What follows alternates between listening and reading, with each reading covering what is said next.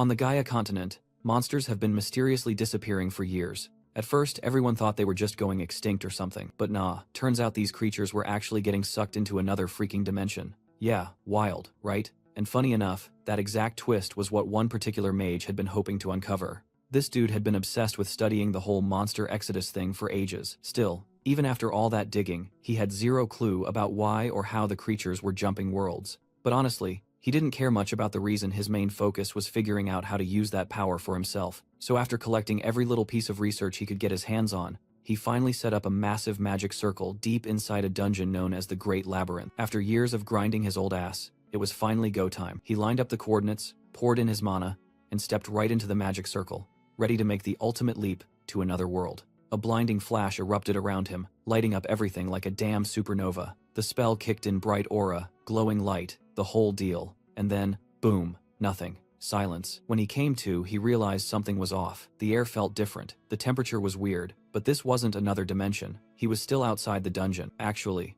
correction, the dungeon itself had been teleported to another world, leaving him standing in a giant empty hole where it used to be. Talk about an oops moment. Meanwhile, somewhere in that different dimension, a young guy stood frozen in his attic, staring at an interdimensional portal that had just appeared out of nowhere. Up until a few seconds ago, his day had been painfully normal. Kang Jin-hyuk was just doing his usual work routine, watching college kids rush around, feeling that little sting of nostalgia for his own student days, back when he still had energy and ambition. Now though, life was way different. As a low-tier hunter, he didn't have time for dreams or fancy goals. His coworker had to literally snap him out of his daydreaming, reminding him they were only halfway done with their shift and couldn't slack off. After a long-ass day, the two finally crashed inside their van. Jin-hyuk barely had on any warm clothes, even though it was freezing. But hey, perks of being a hunter. Even the weakest ones got boosted tolerance to temperature, which saved him some serious heating cash. Still, the perks didn't pay the bills. The guy was broke as hell and stuck doing random part-time jobs since every big guild hogged all the good hunter work. To make things worse, a local serial killer was out there targeting hunters from top guilds, and now those same guilds were greedily snatching up every single job around. So yeah, Jin-hyuk's dream of ranking up was looking pretty damn hopeless. But today, things took a sharp turn. Out of nowhere, a loud crash followed by terrified screams echoed from the nearby school. Jackpot chaos like that usually meant monsters, and taking down even a few could score him enough money to chill for an entire year. Except, of course, his luck ran out fast. Just as he rushed in, some guy slammed right into him, knocking him aside, while a squad of elite hunters swooped in to handle the scene. The area's main guild titan was already on it, moving fast and clean like pros. Their deputy guildmaster, Du-yun, snapped at Jin-hyuk to scram unless he had a death wish. And honestly, he wasn't wrong. The gap between a broke-ass D-rank hunter like Jin-hyuk and an A-rank beast from a major guild was way too wide to cross. With his ambitions crushed yet again, Jin-hyuk just sighed, dusted himself off, and dragged himself to his next part-time shift, praying it'd at least cover a few damn bills. Later that night, when Jin-hyuk drags himself home, completely weighed down by defeat, he suddenly hears a strange sound echoing from deeper inside his apartment, and that's when things start getting weird. Because when he follows the noise, he ends up standing face to face with a freaking portal to another world filled with monsters, just casually floating there like it owns the place. The creatures on the other side can't seem to see him at all, and even when he steps closer, nothing happens, which instantly gets his brain spinning because this might be the break he's been waiting for his whole miserable life. He heads downstairs to gather his thoughts, trying to process the insanity in front of him, and it hits him that this portal is basically a dungeon, the kind people used to think only existed in theory, and if it had appeared anywhere else, he'd be jumping with joy. But since it's right in his damn attic, things just got way more complicated.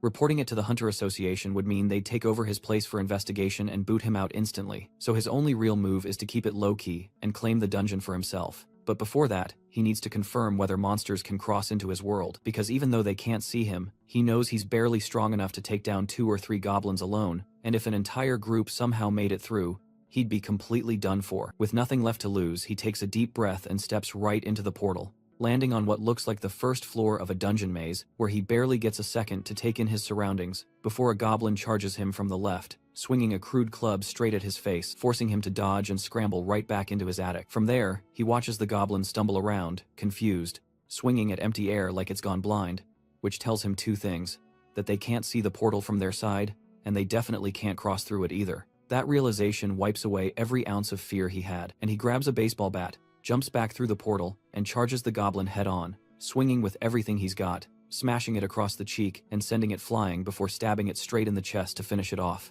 For the first time ever, he's hunted solo, and with no teammates around, all the experience points are his alone. His level, which had been frozen for 3 years, finally ticks up, and the goblin corpse is now his property, worth a potential 3 million won if he plays it smart. The next day, he heads straight to a hunter's market with the body, hoping to cash in, and the merchant takes one look at the poorly handled corpse and instantly realizes this guy's a total newbie because his sloppy kill has already tanked the market value. But even then, Jin-hyuk somehow manages to secure just over 3 million won, exactly as he'd hoped.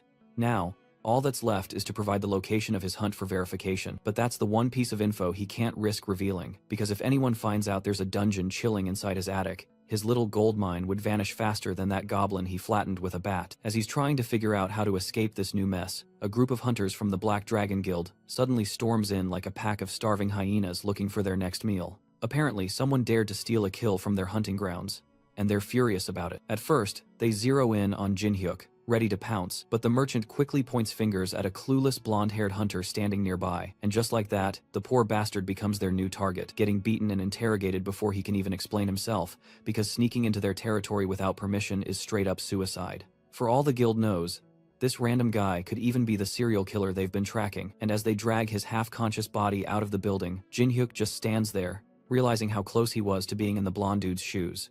Knowing there's no way he can lie about where the goblin came from, he decides selling here isn't worth the risk, and if he values his life, he'll need to find another way to offload his loot without crossing paths with those big guild psychos ever again. As soon as Jin-hyuk gets back home, he decides it's time to level up.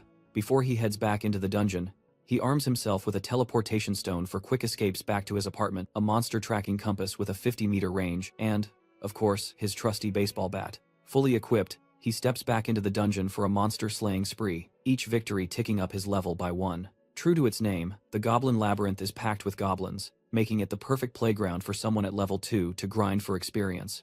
After a long day of hunting, his inventory is nearly maxed out. He's got room for just one more goblin. He hopes it'll be a big one for some extra cash. The compass pings, showing a goblin approaching his location. Perfect. All he needs to do is hide and launch a surprise attack. Jin-hyuk positions himself around a corner, waits for the perfect moment, and swings his bat right into the face of a remarkably short man. To Jin-hyuk's horror, it's not a goblin but a very irate stranger shouting at him in a language he can't understand. Jin-hyuk hurriedly bows an apology, which seems to calm the man down just enough. The stranger pulls 2 necklaces from a bag, hands one to Jin-hyuk, and as soon as Jin-hyuk puts it on, he can suddenly understand every furious word the man is saying. That's when he realizes 2 things. First, the guy has every reason to be mad, having just taken a bat to the face, and second, this isn't just a short man, it's a dwarf, a mythical being he'd only read about in fantasy novels. As the dwarf continues to rant, Jin-hyuk helps pick up the items scattered around, all of which look exceptionally high quality. Unfortunately, he doesn't get a chance to admire them before the dwarf notices his bat and snatches it up, demanding to know where Jin-hyuk got it. Jin-hyuk panickedly explains it's just an ordinary aluminum baseball bat, but the dwarf seems to think it's made from orichalcum, a highly prized metal. To the dwarf, this ordinary bat is so valuable that no amount of money could buy it. Instead, he offers Jin-hyuk a trade, some rare items from his own stash in exchange for the bat. Seeing no reason to refuse, Jin-hyuk follows the dwarf back to his workshop, watching as the dwarf takes the bat deeper into the maze of tools and treasures. As Jin-hyuk glances around the workshop, his eyes fall on the various weapons laid out. He can't help but wonder which one he should try to swipe, but the dwarf returns before he can make up his mind. In his hands is Jin-hyuk's newly upgraded baseball bat. For some reason, it's shining bright red and has a slight glow. Jin-hyuk double-checks, is this really his bat? The dwarf confirms that it's just one of orichalcum's traits. It starts out weak and flimsy, but once enchanted, it becomes incredibly strong and durable. That last word catches Jin-hyuk's attention, enchanted. Somehow, the dwarf managed to enchant his bat. Testing a few swings, Jin-hyuk notices it feels entirely different from what he remembers. It's almost hard to believe that something this powerful could even exist, let alone be made from an ordinary aluminum bat. He checks his status window, and sure enough, his bat is now classified as a legendary item, boasting S-grade durability and an automatic retrieval feature. Jin-hyuk's once basic bat has turned into an ultra-rare treasure. Selling this would be a jackpot, but the item's bound to him now, so no dice. Still, even if he can't make money off the bat, he can always make some cash with the goblin corpses he's stashed in his inventory. The problem, he can't sell them openly without drawing unwanted attention. His best option is the Hunter Industries black market. They don't ask questions, and have a solid setup for dealing with unique inventory. Jin-hyuk heads home, uses one of the black market business cards, and tracks down a suspicious-looking address. The card screams shady, but it's all he's got. While searching for the entrance, a man named Deputy Cho Hyung calls down to him and invites Jin-hyuk to meet the boss. The boss, Lee Junchul, is a loan shark disguised as a loan agent who also dabbles in monster corpses on the side. When Jin-hyuk lays out 20 goblin corpses for inspection, the two men are stunned. Despite being a newbie, Jin-hyuk managed to bring in such a huge haul, and in incredible condition too. Well, except for the bashed-in heads. As they're negotiating prices, they're interrupted by a black market merchant rushing in to announce that a monster has shown up nearby. Turns out laying out 20 fresh goblin corpses was like putting up a neon sign for nearby monsters. Worse yet, two orcs definitely out of Jin-hyuk's league appear, and Jin-hyuk quickly realizes he has two options: grab his corpses and run, or become orc food. But it's too late. One of the orcs is already swinging a battle axe straight at his head. He dodges the first swing, but the second one's too close. Just when he thinks it's game over, his enchanted bat magically summons itself from his inventory and blocks the attack, sending the orc flying back. Another enchantment: presence detection. With this bat, Jin-hyuk might actually stand a chance. As the orc charges again, Jin-hyuk, now more confident, goes on the offensive. He smashes the bat down on the orc's knee, disorienting it, and follows up with a strike to its face, snapping its neck instantly. Just like that, his level jumps from 24 to 36. Before he can celebrate, the second orc attacks. This time he dodges, runs behind it, and slams his bat into its back, then finishes it off with a blow to the head. With the orcs defeated, Jin-hyuk smirks, turns back to the men, and suggests they add the orc corpses to their deal. That day, he walks away with a spring in his step, having convinced them to pay him 15% above market price. His bank account is now a sight to behold, and thanks to saving the black market crew, he secured a reliable buyer for his future loot. Clearly, the black market guys have realized Jin-hyuk isn't some low-level thief. They're looking at a hunter strong enough to take down two orcs solo. Even with his legendary bat and newfound strength though, he knows he'll need better gear to tackle higher-grade monsters. Fortunately, he's got a plan to score his next upgrades, maybe even for free. The next day, Jin-hyuk shows up with a crate full of beer cans and alcohol for the dwarf, thinking he'd struck gold. After all, the dwarf loves aluminum, so why not beer cans? The dwarf's eyes widen seeing the crate full of orichalcum. He tries a can, only to spit it out immediately, the taste absolutely horrible. To avoid another shouting match, Jin-hyuk quickly offers him some soju instead. The dwarf takes a swig, and while he's mildly satisfied, there's clearly room for improvement. Jin-hyuk can sense it. The dwarf is looking for that extra kick. Taking advantage of the moment, the dwarf gives Jin-hyuk a new quest: mine some mithril ore. What does mithril have to do with alcohol? Who knows, but Jin-hyuk wants free gear, so he's in. He dives deeper into the labyrinth, emerging at a large forest clearing on the second floor. A menu pops up, telling him he can record this location as a warp point. Jin-hyuk has no idea what a warp point is, but accepts anyway, creating a portal to travel between floors. He ventures further, reaching the second floor ominously called Dogs and Skeletons. Immediately, monster dogs leap at him. Compared to the orcs he fought before, these are nothing more than free XP. He swings his bat with abandon, wiping out 25 of them, and collecting their corpses. That haul alone should net him a solid 200 million won. Tempting as the money is, he has to stay focused on his mission mining that mithril ore. As he journeys deeper, skeletons start appearing. Since skeletons can't be sold and must be destroyed by breaking their core, Jin-hyuk realizes why the dwarf sent him instead of going himself. Skeletons are an absolute pain to deal with, but they do help boost his level to 100, unlocking a new class. Expecting a berserker or warrior class after all the fighting he's done, he's shocked to find out he's been designated a cleric. After dispatching the skeletons, he finally collects the mithril. The dwarf, who doubted he'd make it back alive, seems impressed. As a reward, he offers to forge anything Jin-hyuk wants. Already armed with a legendary bat, Jin-hyuk requests lightweight armor that can still withstand heavy hits. The dwarf gets to work, and Jin-hyuk heads home for a well-deserved nap. A few hours later, he returns to find the dwarf ready with a new piece mithril chainmail. It's designed to fit snugly under his shirt and hoodie, making it the perfect hidden armor. To demonstrate, the dwarf smacks Jin-hyuk in the chest with a hammer, an attack that would have normally broken a rib or two, but Jin-hyuk barely feels it. With this armor and his enchanted bat, his combat skills have skyrocketed.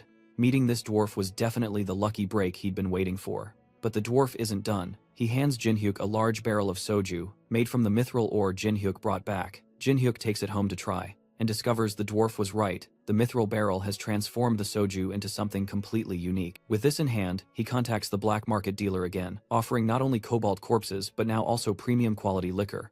Meanwhile, in another part of town, the Titan Guild is finishing a training session when an unexpected anomaly gate opens, spewing hordes of lizardmen. The deputy guildmaster, Du-yun, stubbornly refuses to call for backup, pushing his team to hold the line on their own. Jin-hyuk, however, is having a much better day. His cleric class is now officially registered, and he's been promoted from D rank to C rank. Given that clerics are rare and highly sought after by top guilds, he's excited about the new opportunities. Just then, a bloodied hunter bursts in, desperate for a cleric's help. Jin-hyuk volunteers, and is taken to the site where Titan Guild members are locked in battle with the lizardmen. He's instructed to stay in the back and heal as many people as he can. Jin-hyuk wants to jump in on the action, but the guild member assures him that healing is all he needs to do, and he'll be handsomely paid once the fight is over. The healer's presence is enough to keep the guild members fighting, but the waves of lizardmen are relentless. One of the other clerics suggests calling a support guild for backup, as the odds are starting to look grim. Just as Jin-hyuk is considering their next move, he senses a hostile presence behind him. His trusty bat saves him from a near-fatal blow delivered by a sneaky lizardman who somehow bypassed all the hunters, aiming straight for the healers. Realizing that the rear defense has been breached, Jin-hyuk swings his bat, sending the attacker flying. He quickly warns the other clerics about the breach, understanding that he's the only one who can hold them off. The monsters must have used the concealment technique to slip through, planning to ambush the healers from behind. Jin-hyuk instructs the clerics to focus on healing and leave the lizardmen to him. The other clerics look at him with concern. They think he's just another ordinary healer like them, but Jin-hyuk charges in, reassuring them with a confidence he's only kind of feeling himself. In reality, he's nervous, but he manages to hold his ground against the onslaught. At one point, a lizardman slips past his guard and lunges for another cleric. Jin-hyuk bolts after it, leaping just in time to intercept the attack. He lands a rush blow, but leaves himself open for a stab from behind. Thankfully, the dwarf's chainmail armor absorbs the impact, leaving the monster in shock when its attack doesn't work. Jin-hyuk seizes the moment, countering with a solid swing to the creature's face, managing to hold the line and allowing the clerics to focus solely on healing. Suddenly, the lizardmen freeze, as a powerful figure joins the fray, a man who takes down one of the monsters with a single punch. It's Seo Sang-ho, the Titan Guildmaster himself. He nods at Jin-hyuk and asks if he was the one who took down all the monsters in the area. Jin-hyuk, a bit confused about who this powerhouse is, admits he was handling things here. The clerics are baffled. How could he not recognize Sang-ho, the infamous S-rank hunter? With no time to spare, Sang-ho heads back into battle, promising to reward Jin-hyuk for his help later. As soon as he steps in, his presence immediately raises everyone's spirits, everyone except Do-yoon, who's clearly irritated. Sang-ho takes charge without hesitation, barking orders and commanding attention from all the hunters. With the area cleared, he unleashes a powerful shockwave attack that sends the lizardmen flying. In mere moments, Sang-ho has wiped out the remaining monsters. Satisfied that his guild members are now safe, Sang-ho turns to Do-yoon, grabbing him by the jacket to reprimand him. What was he thinking, risking his life and the lives of everyone else like that? Do-yoon claims he just wanted to protect the guild's reputation, but Sang-ho sees through him. It's not about the guild, is it? It's about his pride. Their tense standoff is broken when one of the guild members reminds Sang-ho to dismiss the clerics who helped secure the area. Sang-ho composes himself and addresses the hunters, thanking them for their efforts, especially Jin-hyuk, who played a key role in keeping everyone alive. As a gesture of gratitude, Sang-ho invites Jin-hyuk to join the Titan Guild directly, skipping the usual registration process. Do-yoon can't hold back, immediately stepping in to belittle Jin-hyuk as just a D-rank who got lucky. Sang-ho snaps back loudly. He reminds the shitface that this mere D-rank saved countless lives that would have been lost without his determination. Sang-ho then forces Do-yoon to apologize, delivering a heavy blow to his pride. However, Jin-hyuk declines the offer. He's not interested in joining a guild where people like Do-yoon hold authority. That's the final straw for Do-yoon, who lunges at Jin-hyuk with an enhanced punch, only to be met by Jin-hyuk's bat squarely in the stomach. The blow knocks him out cold, and the scene soon makes headlines, sparking quite a buzz in the local news. The next day, the higher-ups of the Titan Guild are seething over what happened to Do-yoon. Not only was he publicly embarrassed by a mere C rank, but he was also demoted from his position as Deputy Guildmaster. They demand that this C rank show up before them to explain himself. However, Sang-ho, the Guildmaster, isn't having any of it. He points out that Do-yoon not only put multiple guild members at risk for the sake of his pride, but also attempted to attack someone who fought for their guild. That's more than enough reason for a demotion in Sang-ho's eyes. This comment shuts the gathered crowd down, leaving them with nothing to say. Sang-ho sends them on their way, but his thoughts wander back to the extraordinary C rank he witnessed the other day. Before he grows any stronger, he must get Kang Jin-hyuk to join his guild, no matter what. Jin-hyuk was chilling in his apartment, sprawled on the couch with a drink in hand, lazily checking his spending habits. Since his last hunting spree brought in a ton of cash, he'd gone overboard with expenses, and now things were looking wild. If he'd known it'd turn out like this, he probably would have taken that extra pay the Titan Guild offered him. Still, he didn't really care. He had better ways to make money anyway. After some much-needed downtime, he hopped back into the dungeon, ready to stack more monster corpses for cash. But hunting the same old weak monsters wasn't cutting it anymore. Now that he'd powered up, he craved tougher fights. So, he pushed deeper into the second floor, only to stumble into a small army of orcs waiting for him. One tried to sneak from behind, but Jin-hyuk smoothly dodged and countered, dropping the orc in a single hit. As more swarmed in, he couldn't help but think that a few days ago, this would have been game over for him. Thanks to his new gear though, He handled them like it was nothing, and soon 20 orc corpses were lying at his feet, enough loot to keep him set for a year. Still feeling fired up, he ventured deeper, stepping into the third floor, known as the Temple Guardian's Labyrinth. It looked empty at first, but the calm shattered when the ground began shaking violently. A giant stone hand erupted from below, and Jinhyuk barely dodged in time. The hand belonged to a stone golem made of pure mana, fast, heavy, and way too strong. Even blocking its hits sent him staggering backward. Realizing it was dumb but powerful, he aimed for its head and shattered it clean, only to watch it start reforming. That's when it hit him. Golems only die when their core is destroyed. Before he could regroup, the monster's arm regenerated and grabbed him mid-escape. Just when he thought he was done for, an arrow zipped through the air and nailed the golem right in the chest.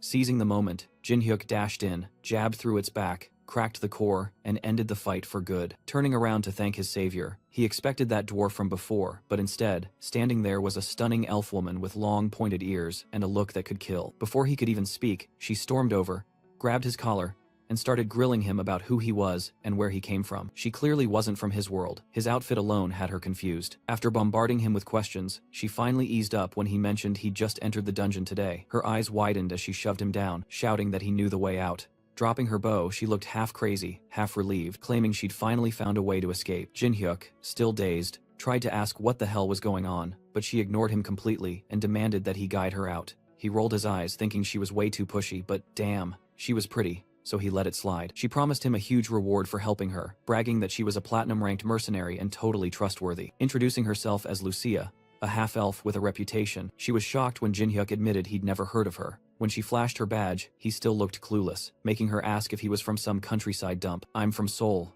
Korea," he replied flatly, and her face went blank. She realized right then that a crazy mage might have actually succeeded with a dimensional hop spell. According to her, a mage from her world cast some experiment that ended up pulling this entire dungeon into his dimension. It sounded insane to Jinhyuk, but it lined up with everything that felt off. If the dungeon returned to its original world, it could screw him over completely. When he asked if she planned to send it back, she said it wasn't possible to reverse the magic here. It was way too complex. But there might be a hidden room on this floor that could help, one she'd found long ago while searching for an exit. She asked for his help getting there, promising a solid reward in return. Since the deal didn't sound half bad, Jinhyuk decided to tag along because honestly, this weird-ass adventure had just started getting interesting. As they kept moving through the dungeon, cutting down a few stray orcs along the way, Jinhyuk couldn't help but realize that Lucia was way stronger than he first assumed. That arrow she'd fired earlier wasn't just some lucky shot, it packed serious power, and honestly, fighting her here would have been suicide. His best play was to stay chill, cooperate with her, and keep observing how she handled things. After trekking for a while, they decided to take a breather at a safe spot. Jinhyuk had stashed a few emergency chocolates in his pocket, so he handed one to her, thinking it'd be a nice gesture. Turns out she loved it a little too much before he knew it. She devoured his entire stash like a sugar-crazed maniac and was still asking for more. Unfortunately, that was all he had left, but she looked satisfied enough to keep going, so he figured they were good for now. Eventually, they reached a massive chamber that housed the dungeon's boss, and Lucia was convinced the mage's spell they were looking for might be hidden in there somewhere. The only problem, it was guarded by the boss itself. She told him not to stress too much, just to back her up once she took the big guy down so they could access the sealed room. The moment they stepped inside, the monster roared loud enough to shake the walls and charged straight at them. Lucia didn't even flinch. She pulled back her bow, energy crackling around her as she shouted for him to watch closely. Channeling something called aura, she fired an arrow that smashed straight into the boss's chest, sending it crashing onto its back like a ragdoll.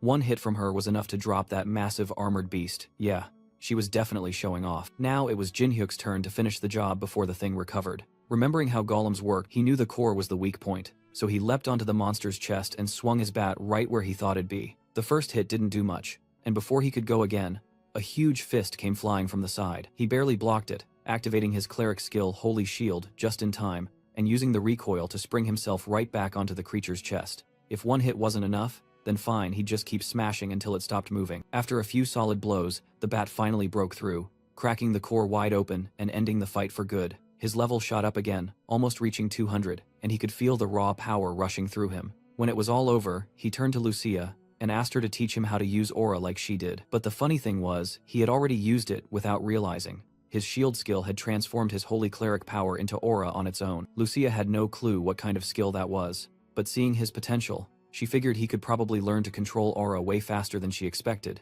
Maybe even start enhancing his attacks right away. Still, before she'd agree to teach him properly, she gave him one simple condition: go back and bring her more chocolates. Meanwhile, Back in the city, Sang-ho walked alongside his secretary, Lee Hyena, discussing a new anomaly that had appeared near Gangnam Station. It was detected yesterday, which meant they had about 5 days to prepare before a powerful monster crashed the party. No matter how Sang-ho pictured it, there was no way his guild was going to handle this one alone. However, all the other major guilds had been dispatched overseas, leaving the Titan Guild as the only one left in Korea to fight. Hyena continued searching for capable hunters who were freelancing locally, but none of them seemed reliable. Sang-ho, however, already had his sights set on someone else, and coincidentally, that someone just happened to be crossing the street. He excused himself from the conversation with his secretary and ran after Jin-hyuk, who was carrying home a large box of snacks the elf had asked him to get. When the guildmaster called out to him, Jin-hyuk turned, listening as Sang-ho made another proposal for him to join the Titan Guild. But Jin-hyuk had no plans to change his mind. Seeing that, Sang-ho offered him a compromise, a job as a mercenary, so he could still work for the guild without being a part of it. The rewards sounded substantial, which caught Jin-hyuk's attention, but he only promised to think about it. He later returned to the dungeon and presented the snacks to the elf, who happily devoured them all. It was clear that her world didn't have this kind of food. After her hearty meal, Jin-hyuk asked why she was eating down in the basement when they'd already defeated the boss monster. She pointed up at a magic circle on the ceiling and explained that it connected the dungeon to the world he lived in. Because of this, she would be staying there for the time being, to study it, and if he wanted to learn more about aura, he'd better bring her more chocolates.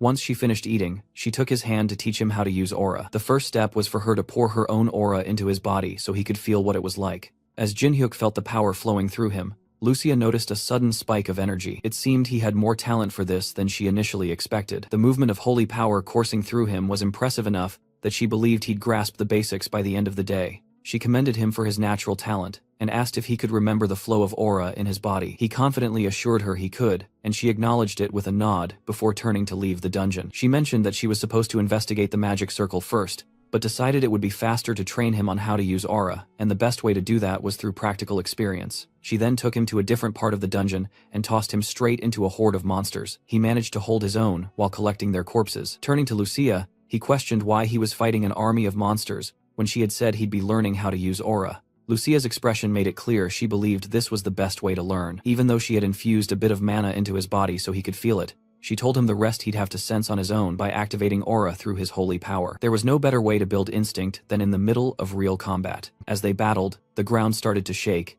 and a stone golem emerged from the earth. The creature let out a deafening roar and pushed Jin-hyuk back, as Lucia explained that he needed to face a true crisis to unlock his potential. She told him to focus and try to feel the holy power coming from the shield he generated with his skill. Since the shield itself was made of aura, mastering it would come faster that way. Easier said than done, especially since he didn't even consciously activate the holy shield. He wondered how he was supposed to feel aura from something that turned on automatically. The monster suddenly brought down its massive fist toward him, and he barely managed to block it with the holy shield again. But this time, he felt a strange energy gathering around his left hand, the one that had activated the skill. This must be what holy power felt like. The golem attacked again, and Jin-hyuk summoned his holy shield once more, but this time, it looked different, and the sensation of summoning it wasn't the same. He suspected this must be mana. However, before he could think further, the golem smashed down on the shield, sending him flying back. From her platform, Lucia mocked him, saying she'd told him to get the hang of his skill, not to make foolish mistakes. Jin-hyuk gritted his teeth, realizing he was doing exactly what she'd told him to do. As he steadied himself for another attack, a status window suddenly appeared before him. He had acquired a new skill, Holy Power Application. It allowed him to use Holy Power to enhance both attack and defense, depending on how much power was used. That revelation made him pause. There were actually ways to gain skills beyond just a job change.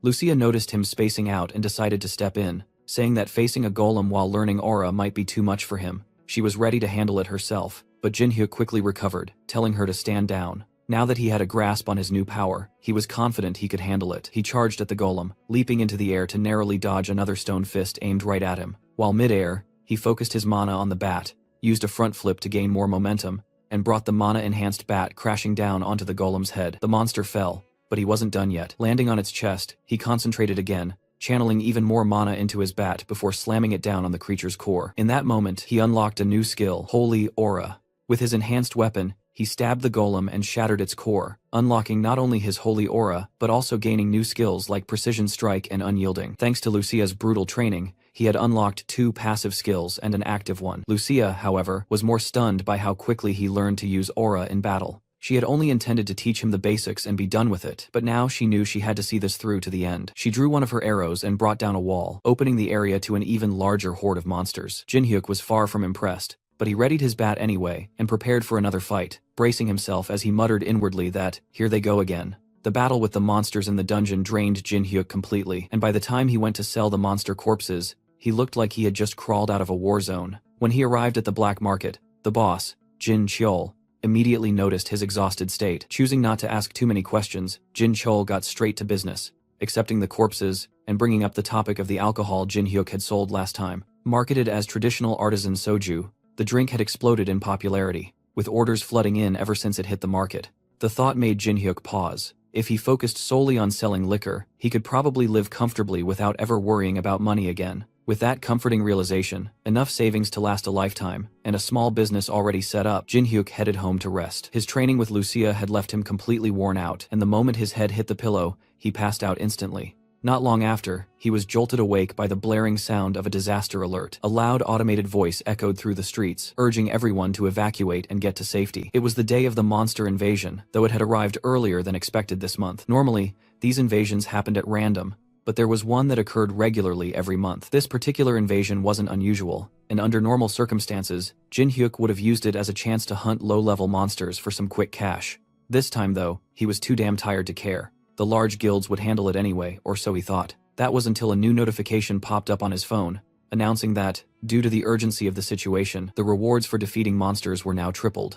At that point, there was no way Jin Hyuk could ignore it. He grabbed his gear and stepped out into the street to see what he could take down for some quick profit. Around him, security officials were shouting orders and trying to clear civilians from the area, while the Titan Guild fought hordes of monsters charging through the city. The security line was breaking fast, and Sangho was running out of stamina trying to hold the line. No matter how many monsters he cut down, more just kept pouring in. The guild members were already at their limits. Even though it looked like they were holding the upper hand, things weren't looking good. From a safe distance, the guild's secretary watched the chaos unfold with worry. Everything seemed fine thanks to the guildmaster's leadership, but she could tell they were being stretched thin. If only they had one more strong hunter to turn the tide. Her thoughts drifted to a man Sangho had recently shown interest in, someone he believed had potential. Without hesitation, she pulled out her phone and called Jin Hyuk. At that moment, Jin Hyuk was busy fighting goblins when he answered. The secretary quickly offered him a chance to join the Titan Guild for the battle, promising generous compensation in return. Jin Hyuk wasn't easily swayed and demanded 5 times the usual pay. She told him to meet her at a predetermined location to discuss further. When they met, she offered him 4 times the normal rate instead. He wasn't thrilled but eventually agreed. She handed him a device that would track how many monsters he killed, explaining that it would record his contribution to the guild. If his performance exceeded the average, he'd get the full reward he asked for. With a real opportunity to show off his strength and get paid fairly, Jin Hyuk took off toward the battlefield. The secretary watched him go, unsure if he'd live up to the expectations Sangho had placed on him. After all, the only time he had taken down Du Yun was by pure luck. No one really knew how capable he truly was. As soon as he arrived, Jin Hyuk spotted a rampaging ogre and charged at it without hesitation. In a single, powerful strike, he brought it down, leaving everyone around him stunned. The crowd started whispering, assuming he must be at least an A-rank hunter. Jin Hyuk smirked to himself. Maybe A-rank was close, but with his current abilities, he figured he was already stronger than that. He drank a mana potion to recharge and steadied himself. Thanks to Lucia's brutal training, he had reached level 200. Normally, there was no way someone like him could handle an ogre, but as long as his mana didn't run out, he was confident he could go toe-to-toe with S-rank hunters. With over 1,500 mana potions in stock,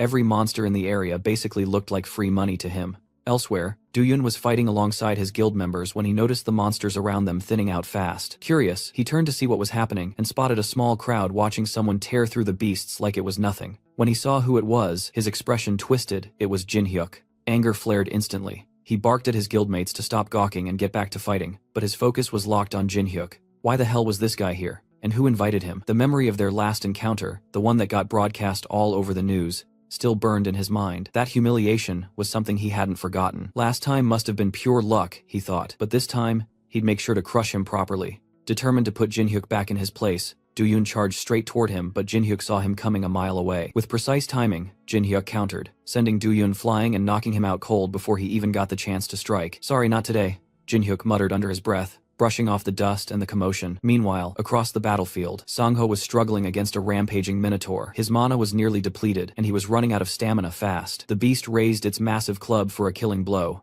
and for a split second, Sangho considered retreating just to catch his breath, but before the hit could land, a powerful force struck from behind.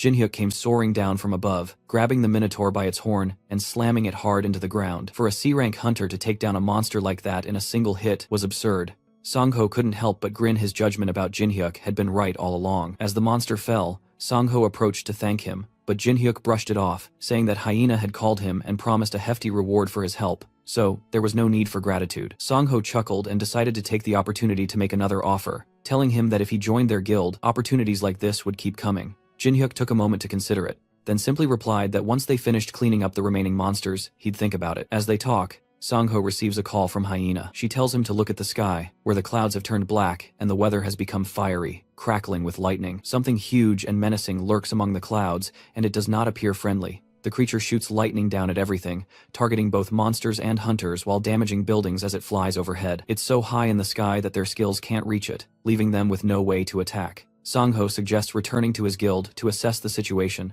and invites Jinhyuk to join him. Reluctantly, Jinhyuk agrees, and they reconvene in his office. They run various tests, only to find that nothing they've done so far can affect the creature or defend against its attacks.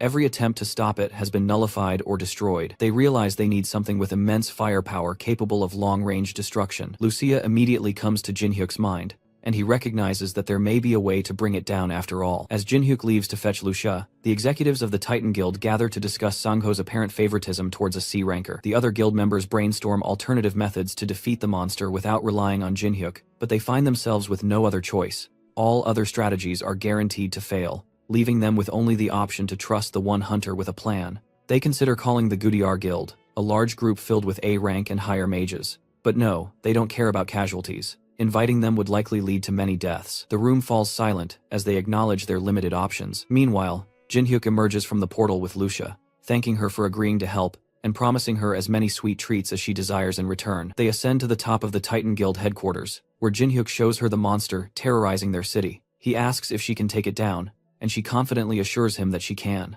The monster is so large that she could hit it with her eyes closed. It's a level 300 creature, the highest ever recorded, and she says she can eliminate it. But first, she needs some assistance. The building's roof can't withstand her power, so she asks Jinhyuk to prepare a shield to absorb most of the impact. Not wanting to see multiple buildings destroyed, Jinhyuk calls the guild leader to inform him about the potential damage once they take down the monster. Songho tells him not to worry about collateral damage and to focus solely on bringing the creature down. With that settled, Jinhyuk prepares the shield, while Lucia charges 2 arrows to strike the beast. She aims carefully and releases the arrows, creating a massive shockwave that pushes Jinhyuk back even with the shield. The 2 shots soar through the sky and land a direct hit on the monster, obliterating half its body from the impact. The Titan Guild watches in awe from the ground, amazed that Jinhyuk managed to pull it off so effortlessly. Meanwhile, Jinhyuk is impressed the whiplash from Lucia's attack leaves smoking trails on the building's helipad. While it wasn't the time to hold back, this was excessive. Lucia, on the other hand, is disappointed that the monster was so weak, attributing her ease in defeating it to her immense strength. Regardless, the job is done,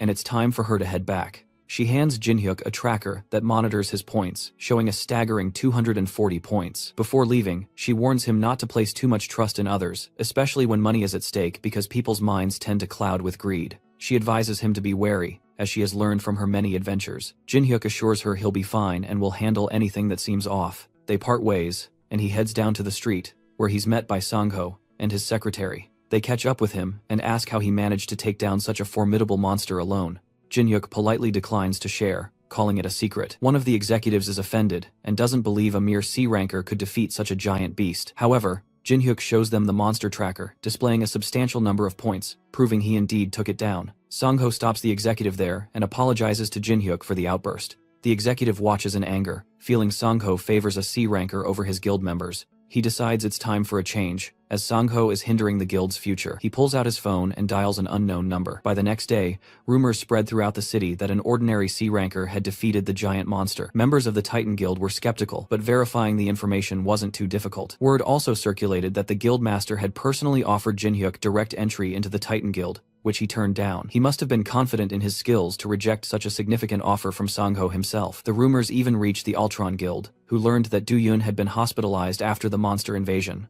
Known for his impressive skills, it was revealed that he had been defeated by the rumored C-rank hunter. If this was true, then the rumors held some weight. The Ultron Guild scouts decided to meet with Genik to verify the information. They suspected he might have unlocked a hidden class, which was exceptionally rare for hunters. If that was the case, they needed to recruit him into their guild before another one took him, or eliminate him. Meanwhile, Jin-hyuk slept soundly after the battle. Having exhausted all his stamina, he passed out as soon as he got the chance, and woke up 2 days later, realizing the toll of overexertion. He walked into his living room and found that Lucia had created a massive mess with all the snacks he had bought her. She had managed to eat everything in just 2 days. With no food left in the fridge, her only option had been to consume the snacks. Since he hadn't opened the portal for her, she couldn't return to the dungeon. This confused Jin-hyuk, as he had never needed to open the portal before, it had always been accessible. He headed to the attic to show her that the portal was indeed open, but it didn't make sense to her since there had been nothing there moments ago. She instructed him to step away from the door, then reopened it, revealing that there was nothing there now that he had stepped back. Jin-hyuk was baffled since he had only ever seen the dungeon open. Lucia theorized that the dungeon responded only to him, suggesting it was imprinted directly on him, meaning it could have fallen on his head. Luckily, it was a failed spell. He decided not to dwell on it, and instead ordered food for both of them. Lucia then wondered how he had found his way back to the house after they defeated the monster. She explained that she had placed a recognition suppression spell on it, which should have made it impossible to locate. Jin-hyuk asked why she would cast such a spell on his house. Lucia revealed that strange individuals from a guild named Altron had been visiting while he slept, which annoyed her enough to ensure they could never return. Jin-hyuk was perplexed as to why those large guilds would be searching for him. He pulled out his phone to discover what had happened during his slumber. The first headline he saw grabbed his attention. News of him defeating the giant monster had gone viral. A video was circulating that clearly showed him fighting alongside the Titan Guild, and it seemed he had become famous overnight. This newfound attention was problematic. His greed in using Lucia's power had placed him under a spotlight. The hunter industry was territorial, and strong competitors were swiftly eliminated. He resolved not to dwell on the past. With Lucia done eating, they returned to the dungeon to deliver their loot to the dwarf. Thanks to Lucia's powerful shot, the monster's body was too damaged to salvage, leaving them only with its head. The old man was frustrated with Lucia for overdoing it and ruining valuable material, revealing a natural animosity between them. Jin-hyuk interrupted their argument and asked the dwarf if he could craft something from the corpse. The dwarf dug out an organ from the head, which allowed it to produce lightning. With that, Jin-hyuk could enchant his baseball bat to create lightning as well. He inquired how the dwarf would like to be compensated, but the dwarf simply wanted Lucia to leave his workshop. Angered, Lucia began shaking with rage, and Jin-hyuk had to calm her down by promising more sweets. After barely preventing her from shooting a hole through the dwarf's head, he headed back into the city to buy her the promised treats. On his way back home, Jin-hyuk sensed something lurking in an alleyway. It seemed like someone was tracking him. With a quick flick, he dropped his groceries behind a wall and called out to whoever was following him. The hidden presence was startled that Jin-hyuk had noticed him at all. Suddenly, a figure appeared out of nowhere and rushed at him, swinging a sword. Jin-hyuk barely managed to block the attack with his bat. The newcomer was astonished that Jin-hyuk could even see him, which confirmed the rumors that Jin-hyuk was more than just an ordinary C-ranker. Determined to prove his strength, Jin-hyuk pushed the attacker back and leapt at him for a counterattack. Since the attacker clearly wanted to keep his identity a secret, Jin-hyuk decided he would just have to beat some sense out of him until he talked. However, the attacker had a different plan. He used a skill to turn himself invisible. Jin-hyuk could just faintly feel his presence enough to dodge and block most of the attacks, but he knew he couldn't keep that up forever. If only he had his usual bat, but the old dwarf was still working on it. Stuck with a regular aluminum bat, he thought it was going to be a long day. Realizing he needed to make a run for it, he tried to escape. Just as he moved, the hooded attacker attached a tracking device to his shirt. Jin-hyuk sprinted toward a crowded area, hoping to hide, but the device allowed the attacker to track his every move. The trail led to a bathroom in a department store. He muttered to himself that it was the perfect place to hide. Camouflaging himself, he kicked open a stall door, ready to pounce, except there was nothing there but the tracker stuck to the wall. He realized it was a bathroom trap,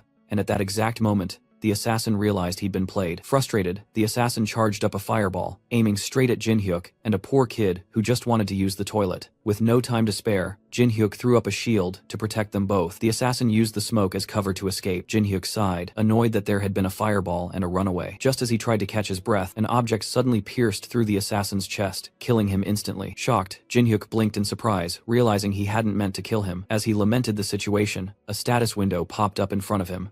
It acknowledged the kill, but labeled it as self-defense, which came as a relief, though he still could have done without the drama. Before he could process it further, 2 detectives approached him, asking questions about the incident. He cooperated, explaining that he had just been minding his own business when chaos erupted. Luckily, since he hadn't received the villain trait, the detectives didn't suspect him of foul play. They confirmed he was acting in self-defense and let him go, though not before warning him not to mention the words murder, self-defense, or villain. They handed him a device that would monitor his every word. Jin-hyuk muttered under his breath about having a babysitter as they let him go. As he headed home, he couldn't shake off the feeling that he had become the center of attention in the hunter community. Meanwhile, the detectives speculated among themselves. Noting how he had managed to block a powerful attack while protecting a child, and had even taken down a high-level hunter, they whispered that there was no way this guy was just a C rank and hoped he wouldn't do anything to lose their trust. Back at home, Jin-hyuk checked out his new class, the Inquisitor. It seemed to build off his cleric abilities, but with a twist. His skills were now more self-focused, allowing him to act like a tank while healing himself. On top of that, he gained the ability to see the karma of others. He found it ironic that he could now literally judge people, and shook his head with a smirk. Excited to test out his new powers, he returned to the dwarf's workshop. As promised, his weapon had been enchanted to send out lightning attacks. All he had to do was think about it, and it would release up to 3 charged lightning blasts. He chuckled,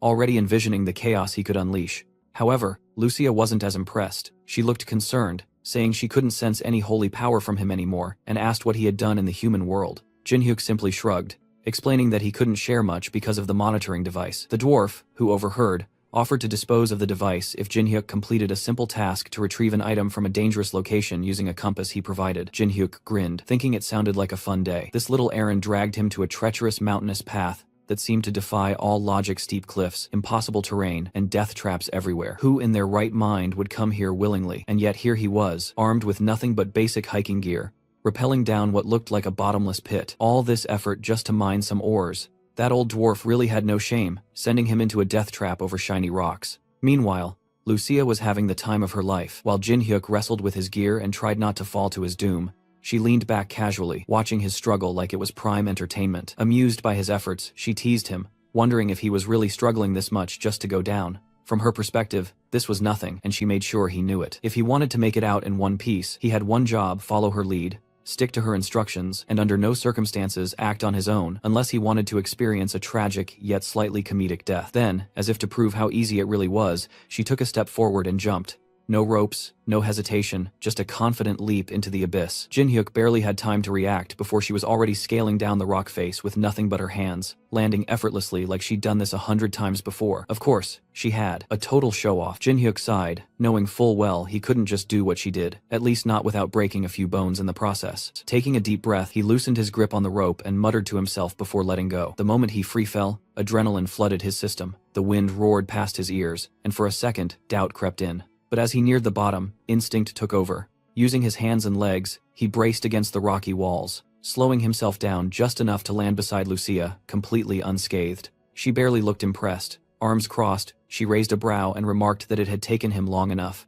Taking a break in the middle of their mission, they settled on a steep cliff, gazing at the endless landscape below. The conversation naturally drifted toward what had happened outside. Removing the device might get Jin-hyuk in trouble, but the old dwarf had been oddly confident about it, saying it would be fine. That meant there had to be a way. For all his grumpy outbursts, that blacksmith was undeniably talented. Shifting the conversation, Lucia's curiosity turned to something else: karma values, specifically the ones tied to Jin-hyuk's new class. She asked about her own level, and after a quick check, he informed her that she had 82, the highest among the 3 of them. Jin-hyuk himself sat at 64, while the old dwarf had 72. The numbers didn't surprise her. Considering the life she had led, it made sense that she had the highest karma. She had done everything she could just to survive. Even so, the difference between her and Jin-hyuk was only 20 points, and he had only killed 1 person so far. Lucia, on the other hand, had long since lost count. That thought led her to an interesting comparison. In the world she used to live in, there had been saints, beings who could distinguish good from evil with just a glance. Jin-hyuk immediately dismissed the idea that he was anything close to a saint,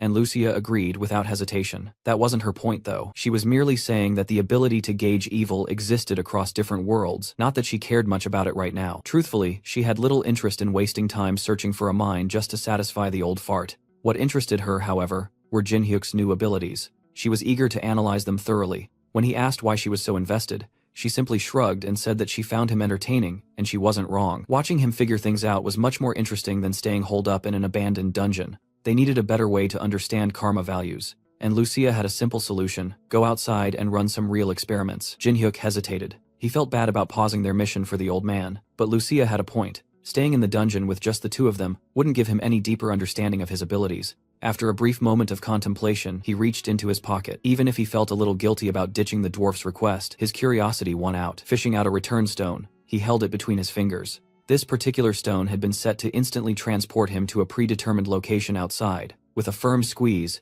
he crushed it. A dimensional rift split open right where they stood. Lucia barely had a second to react before she was swallowed up by the portal, her momentary surprise vanishing into the void.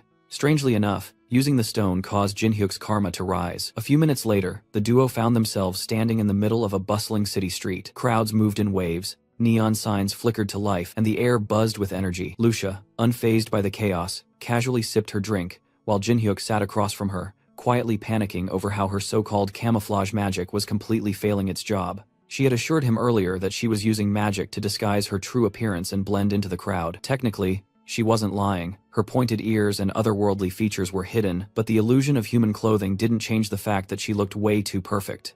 Every passerby stole glances at the stunning woman sitting across from Jin-hyuk, some even outright staring. Lucia, of course, had no complaints. With a sly smirk, she pointed out that her beauty simply couldn't be concealed. Even with magic, camouflage had its limits, after all. Jin-hyuk wanted to disagree. Really, he did, but even he had to admit that she was probably the most breathtaking woman he had ever seen. And the worst part, she knew it. Deciding to move on before she got even more smug, Lucia steered the conversation towards something more important, their investigation into karma values. So far, their findings were straightforward. Doing bad things increased karma, and it didn't always take something extreme. Jin-hyuk himself had gained a single karma point just for breaking his promise to the old dwarf. Apparently, it wasn't just about hurting people. Betrayal, deception, and even irresponsibility could contribute. On the other hand, harm that was consensual, like a fight in self-defense, wouldn't raise karma at all. The exact scale of karma still wasn't clear, but one rule stood out: once a person's karma exceeded 200 points, they were officially labeled as a villain. At that point, killing them wouldn't even count as murder. It would be classified as self-defense. Essentially, the system stopped seeing them as human.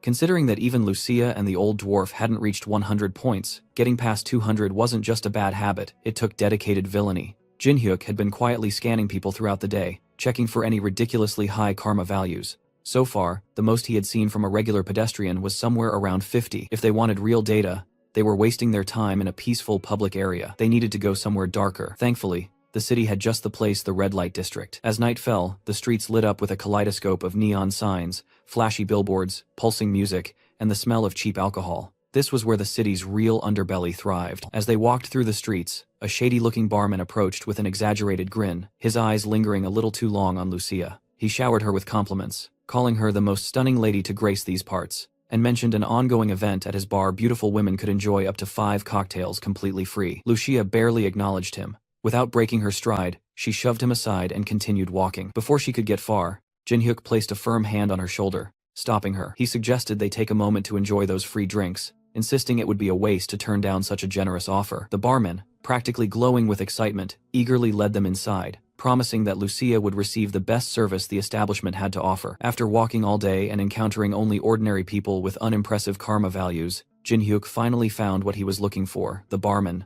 an irredeemable villain with a whopping 300 negative karma floating above his head. Settling at the bar, the duo received their drinks and took a sip. The cocktail had a sweet, smooth flavor, something Lucia immediately approved of. Meanwhile, the barman stood a few steps away, quietly snickering to himself. Those two had no idea what they had just consumed. A single drop of the poison-laced liquor was enough to paralyze an average person. There was no escaping it. The moment he saw them relaxing, he signaled a group of thugs waiting in the shadows. They stepped forward, their focus locked on Jin-hyuk. The plan was simple: take him out first. Jin-hyuk, however, barely acknowledged their presence. He simply took another sip and asked if they were sure this was the route they wanted to take. The thugs hesitated for a split second, confused by his calm demeanor. That was when the realization hit: the poison wasn't working. Thanks to his status effect resistance, the so-called fast-acting toxin was nothing more than overpriced juice.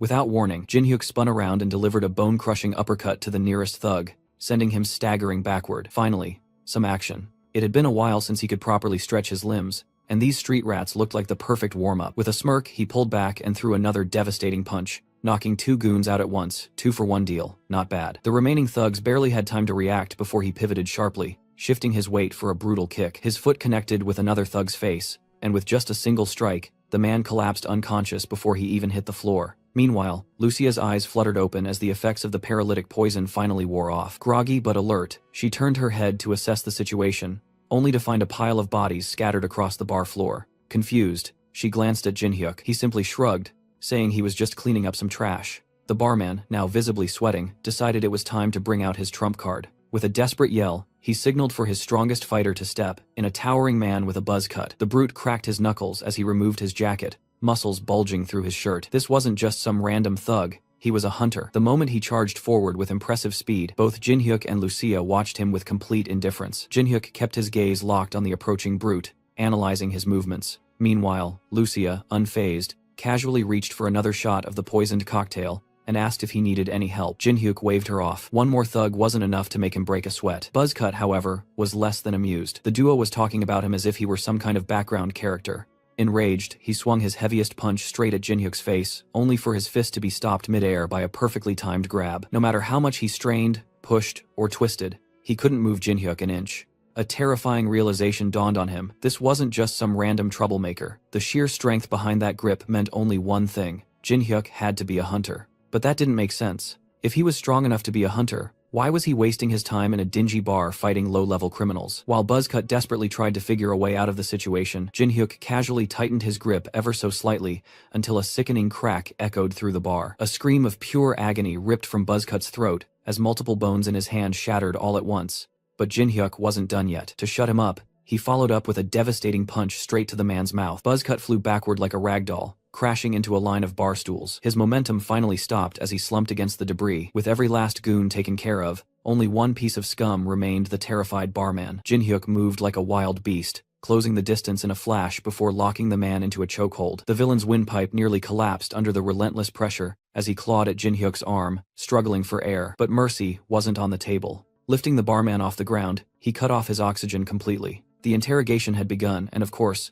what kind of interrogation would it be without a few warm-up hits? Jinhyuk didn't hold back. Fists rained down without hesitation, painting the bar walls with the barman's blood. By the time he was done, his own knuckles were dripping red, and the man's face was swollen beyond recognition. Only when he was satisfied did he finally get to the real questions. It was obvious this wasn't the barman's first time pulling something like this. To run an operation like this under the radar, he had to have someone backing him up. Yet even with his face barely intact, he continued to deny any involvement with a bigger power. There was no way a worthless thug like him could repeatedly spike drinks and abduct women without getting caught. And those hired gangsters, they weren't just street-level punks. Someone had to be pulling the strings. Jinhyuk narrowed his eyes, giving the barman one last chance to talk. The villain still stubbornly shook his head. Either he was ridiculously loyal, or whoever was behind this was far more terrifying than the beating he was taking now. There was only one way to find out. Without warning, Jinhyuk grabbed one of the barman's feet and started pulling. The villain thrashed, panic setting in as he screamed and struggled. Jinhyuk, unfazed, calmly explained that he was simply helping him find the motivation to talk. The barman tried to act tough, forcing out a weak declaration that violence wouldn't make him talk. Jinhyuk strongly disagreed, but before he could escalate things further, Lucia stepped in with a look of pure exasperation. She told him to step aside and quit the barbaric, overcomplicated methods. Jinhyuk huffed but let her take over. Lucia calmly raised her hand,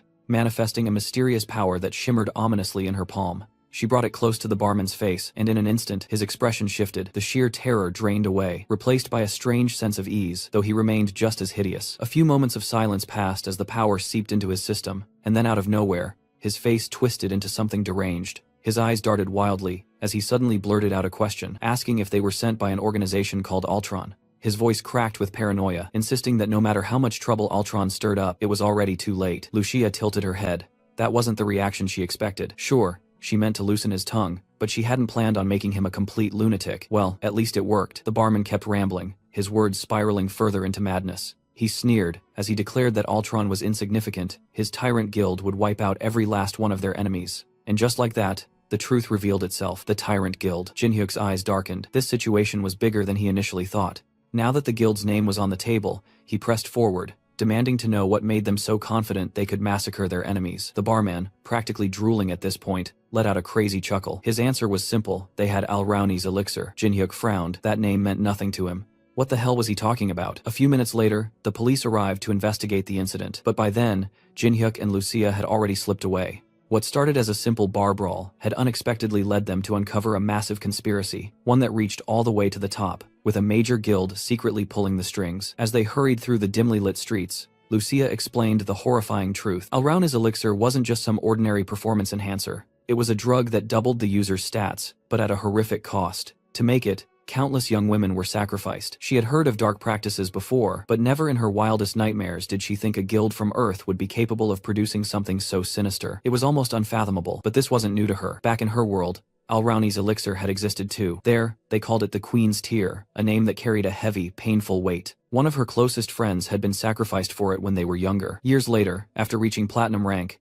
Lucia had personally wiped out the organization responsible for the drug's production. No mercy, no negotiations. She had burned them to the ground. That explained why she had been so grim ever since they left the bar. The moment she heard the name Alrauna's elixir, she already knew what had to be done. Now, the question was, what next? The barman had already spilled that the elixir was almost complete. If they wanted to stop it, they needed to take down the Tyrant Guild before production was finalized. Meanwhile, back at the bar, long after the police had left the scene, a man dressed in all black stood in the shadows, reporting the incident to his superiors. His mask and glasses covered most of his face, but his sharp, calculating tone left no doubt about his efficiency. Based on his investigation, this wasn't an internal dispute. What was strange was that the perpetrators had only killed the barman and left. This wasn't a tactic used by any rival guilds or their usual enemies. Something didn't add up. His orders were clear: find out who had interrupted their operation. And soon, the masked man was confident whoever the perpetrators were, they wouldn't stay hidden for long. But the Tyrant Guild wasn't the only one making moves. At the Titan Guild, the atmosphere was tense. Their top brass was currently overseas on business.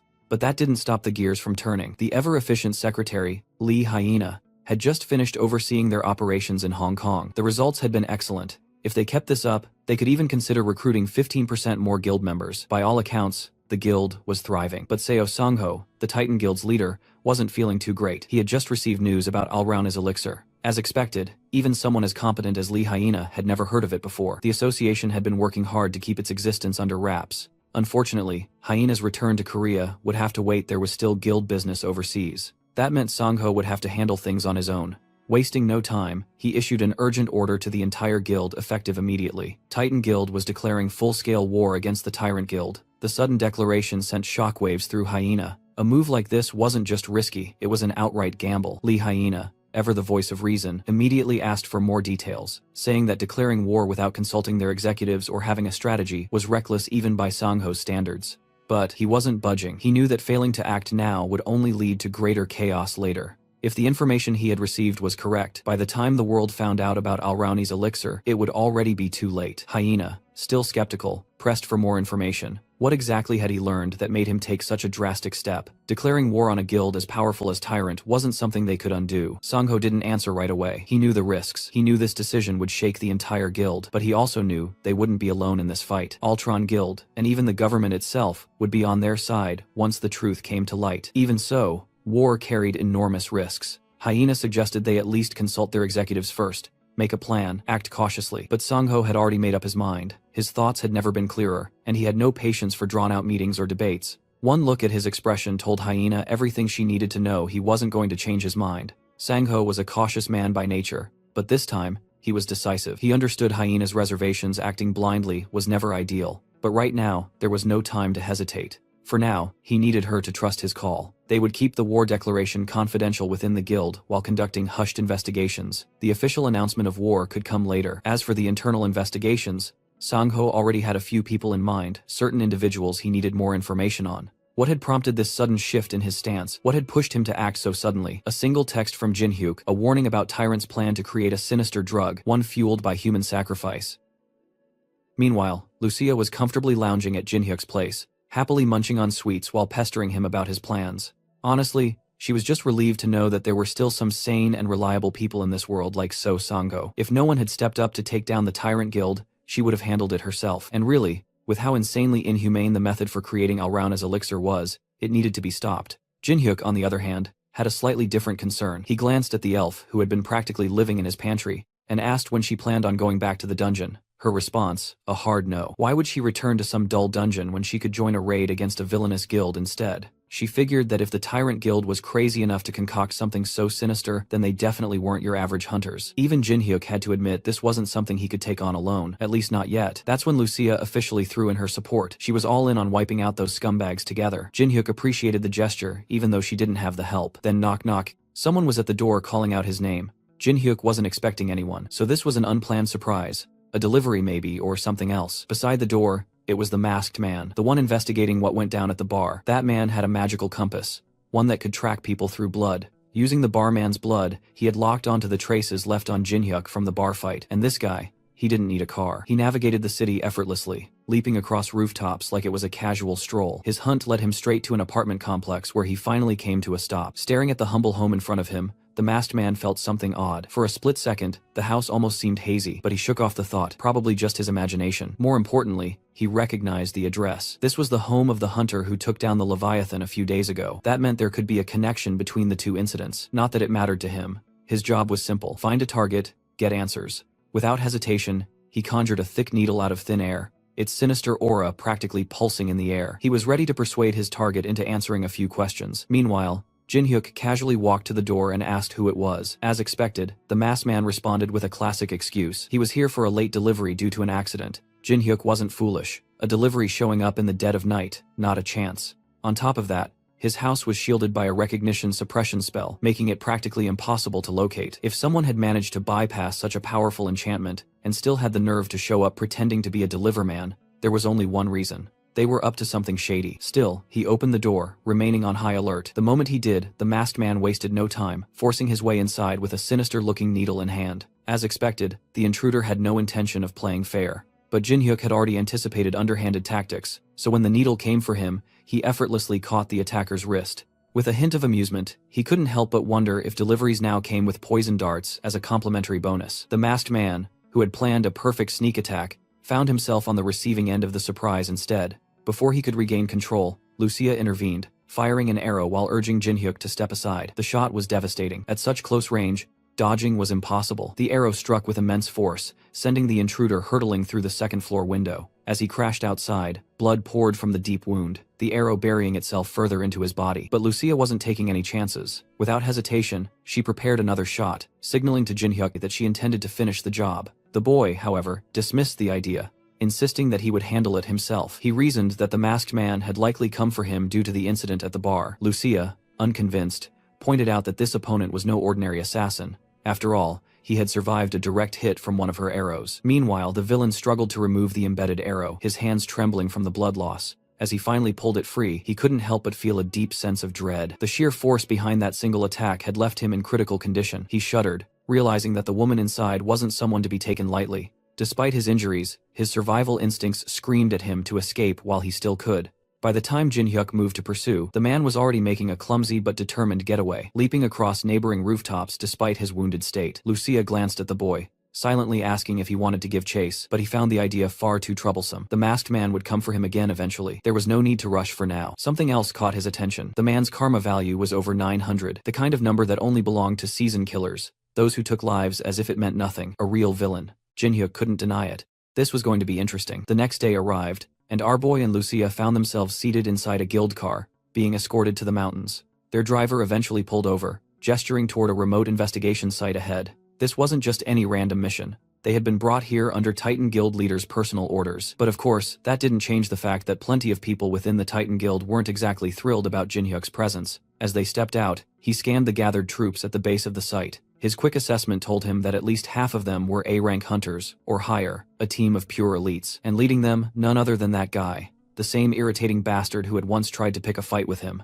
Executive Han Young-suk, looking all important, had apparently been put in charge of the operation. From the moment our boy saw him, an undeniable sense of irritation bubbled up. This mission was definitely going to be a headache. The executive wasted no time formally introducing himself, and much to Jin-hyuk's surprise, he even brought up their last encounter during the airstrike. What was even more unexpected was the shift in his attitude. Today, he appeared oddly amicable, almost polite. Jin-hyuk couldn't help but notice the drastic difference in personality, and found it very suspicious. Sure enough, Young-suk cleared his throat awkwardly and followed up with an apology, claiming he had just been overly enthusiastic in his efforts for the guild last time. He hoped they could put the past behind them so it wouldn't affect today's mission. Jin-hyuk wasn't exactly convinced, but he let it slide for now. Moments later, the executive turned his attention to Lucia. Clearly taken aback by her presence, he inquired about who she was, clearly expecting some kind of explanation. Jin-hyuk casually introduced her as a skilled colleague, who wouldn't be a hindrance. The recon team they had sent ahead returned with their report. With a curt nod, Young-suk excused himself to hear what his scouts had to say. Of course, Jin-hyuk wasn't fooled by the executive's little display. Apology or not, the guy was still looking down on him and Lucia, probably assuming they were just a couple of C-rank nobodies. It didn't matter how strong they actually were. This four-eyed bastard had his own agenda, and his condescending attitude hadn't changed one bit. Lucia had already picked up on the executive's fake politeness. She quietly checked with Jin-hyuk, wondering if they were really going to let this guy take the lead.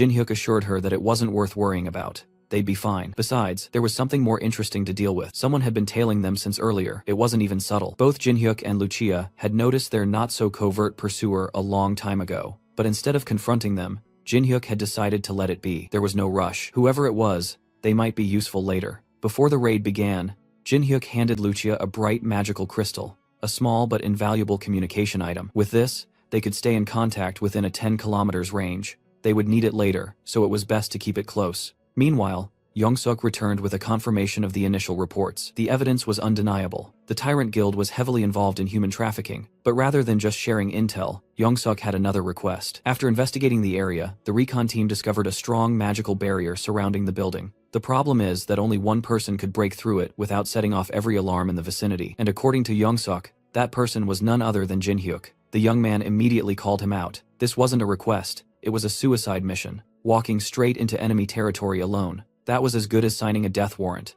But Yongsuk, ever the impartial team leader, kept a straight face. He even had the audacity to throw in some sarcasm, claiming that only the man who took down the Leviathan could possibly pull off such a stealth mission. And to make it sound even more reasonable, he pointed out that Jin Hyuk would probably have an easier time going in alone, rather than working with Titan Guild members he had never teamed up with before. Of course, that was just another way of saying, "We're dumping all the risks on you. Good luck." It was obvious that they thought they were outsmarting him, neatly shifting the burden onto his shoulders. But what they didn't realize was that this was exactly the kind of situation Jin Hyuk had been hoping for. With that, he joined a select team of Titan Guild hunters and moved toward the part of the barrier where they could create an entry point. The plan was straightforward. The magic team would generate a small breach, just big enough for Jin Hyuk to slip through. The problem, these so-called experts could only hold the breach open for a few seconds, which meant he had to move at full speed. They reached the eastern side of the facility and wasted no time. The magic team got to work, struggling to maintain even the slightest gap in the barrier. Jin Hyuk didn't hesitate. He knew he was being played, deliberately funneled into enemy territory like a disposable pawn. But strangely enough, he didn't mind. After all, his real interest wasn't in the mission itself. He just wanted to see exactly what the Tyrant Guild was hiding in these mountains. The moment the breach was established, our protagonist wasted no time and dashed inside the barrier, his eyes gleaming with excitement as he scanned the compound. But the moment he stopped and summoned his trusty bat, he noticed something strange. The base looked completely different from the outside.